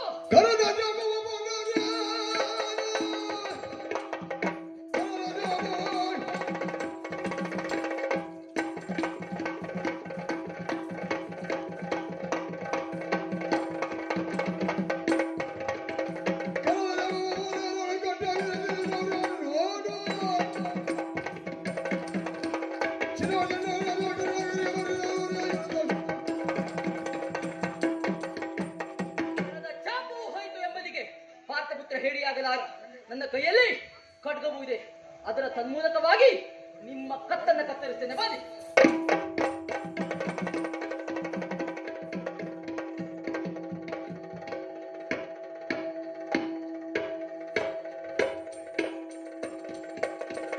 ಪುರಿ, ಅಮ್ಮ, ಧರ್ಮಕ್ಷೇತ್ರವಾದಂತಹ ಕುರುಕ್ಷೇತ್ರ ಇದ್ದ ಇದು. ಆದ್ರೆ ಕ್ಷಣದಿಂದ ಕ್ಷಣಕ್ಕೂ ನಾನು ಅಧರ್ಮವನ್ನೇ ಕಾಡ್ತಾ ಇದ್ದೇನೆ. ಕರದ ಚಾಪವನ್ನ ಹಿಡಿದು ಹೋರಾಡುವಂತ ಆ ಕ್ಷಣದಲ್ಲಿ ಕರದ ಚಾಪವನ್ನ ಕತ್ತರಿಸಿ ಬಿಟ್ರು. ನಂತರ ಖಡ್ಗವನ್ನ ಹಿಡಿದು ಹೋರಾಡುತ್ತಿರುವಂತಹ ಸಂದರ್ಭಕ್ಕೆ ಆ ಕಡೆಯಲ್ಲಿ ಪಾಂಚಜನ್ಯ ಸದ್ಯದ ಕೇಳಿದಂತಹ ನಾನು ತಂದೆ ಹಾಗೂ ಮಾವರು ಬರುತ್ತಾ ಇದ್ದಾರೆ, ಹೌದೋ ಇಲ್ಲವೋ ಎನ್ನುವ ಹಾಗೆ ಕ್ಷಣಕಾಲ ಏಕಾಗ್ರ ಚಿಂತನಾಗಿ ಕುಳಿತುಕೊಂಡರೆ ಈ ಸಂದರ್ಭವನ್ನೇ ದುರುಪಯೋಗ ಪಡಿಸಿಕೊಂಡಿರುವಂತಹ ಕೊಯ್ಲಿ ಪಡೆಯವರು ನನ್ನ ಕರವನ್ನೇ ಕತ್ತರಿಸಿ ಬಿಟ್ಟಿದ್ದಾರೆ, ಕರವನ್ನೇ ಕತ್ತರಿಸಿ ಬಿಟ್ಟಿದ್ದಾರೆ. ಏನು ಈಗ ಹೋರಾಟ ಮಾಡುವ ಪರಿ ಹೇಗೆ? ಇಲ್ಲಿಗೆ ಅಭಿಮನ್ಯು ಕಾಳಗ ಮುಗಿಯಿತಾ? ಇಲ್ಲಿಗೆ ಅಭಿಮನ್ಯು ಕಾಳಗ ಮುಗಿಯಿತಾ? ಇಲ್ಲಿಗೆ ಅಭಿಮನ್ಯು ಕಾಳಗ ಮುಗಿಯಿತಾ? ಖಂಡಿತವಾಗಿಯೂ ಅಲ್ಲ. ಇಲ್ಲಿಂದ ಅಭಿಮನ್ಯು ಕಾಳಗ ಪ್ರಾರಂಭ, ಇಲ್ಲಿಂದ ಅಭಿಮನ್ಯು ಕಾಳಗ ಪ್ರಾರಂಭ, ಇಲ್ಲಿಂದ ಅಭಿಮನ್ಯುವಿನ ಕಾಳಗ ಪ್ರಾರಂಭ. ಯುದ್ಧ ಮಾಡುವ ಪರಿ ಹೇಗೆ ಗೊತ್ತಾ?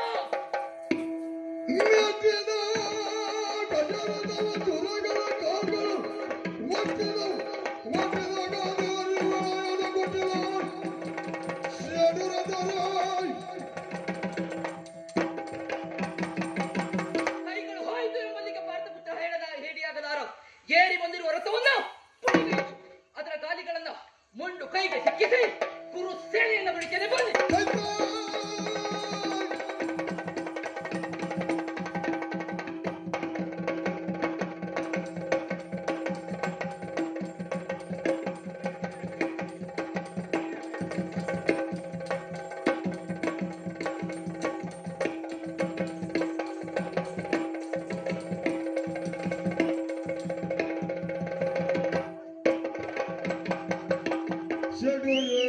ಷಡುರದರಂದಾಗಿ ಕೊಂಡೊಬ್ಬ ಪದುಳೆಯಾಗ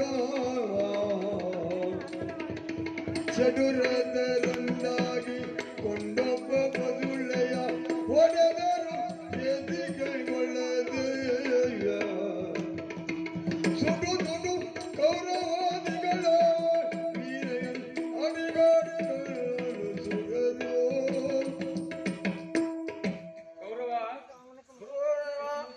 ಷಡುರತರೆಲ್ಲ ಒಂದಾಗಿ ಅಭಿಮನ್ಯುವನ್ನ ಕಥೆಯನ್ನ ಮುಗಿಸಿದ್ದಾಗಿದೆ. ಸಿಂಹದ ಮರಿಯೊಂದನ್ನ ಆನೆಯ ಗುಂಪೊಂದು ತುಳಿದು ಮೆಟ್ಟಿ ಸಾಯಿಸಿದಂತ ತೆರೆದಲ್ಲಿ ಅಭಿಮನ್ಯುವಿನ ವಧೆ ಎಂಬುದಾಗಿದೆ. ಆದರೆ ಭಾರತ ರತ್ನೋಪಾದಿಯಲ್ಲಿ ಶೋಭಿಸುತ್ತಿರುವಂತಹ ಈ ಅಭಿಮನ್ಯುವನನ್ನ ಒಂದದ್ದು ನಮಗೆ ಜಯ ಸಂತೋಷದಾಯಕ ಖಂಡಿತ ಅಲ್ಲ. ಬೆಳೆಯಬೇಕಾದಂತಹ ಕುಡಿಯಾಗಿದ್ದ ಆತ ಏನು ಮಾಡುವುದು? ಅವನನ್ನ ಕೊಂದು ಕಳೆಯಬೇಕಾದಂತಹ ಪರಿಸ್ಥಿತಿ ಬಂದು ಒದಗಿದೆ. ಹಾಗಾಗಿ ಇಂದಿನ ಜಯವನ್ನ ಹರ್ಷ ಉಲ್ಲಾಸದಿಂದ ಆಚರಿಸದೆ ಶೋಕದಲ್ಲಿಯೇ ಜಯವನ್ನ ಆಚರಿಸೋಣ, ಬಿಡದಿಯನ್ನು ಸೇರೋಣ. ನಾಳಿನ ಯುದ್ಧವನ್ನ ಹಾಗೆ ಮುಂದುವರಿಸಿದರಾಯಿತು. ಆಗಲೇ ಅಂತೆ.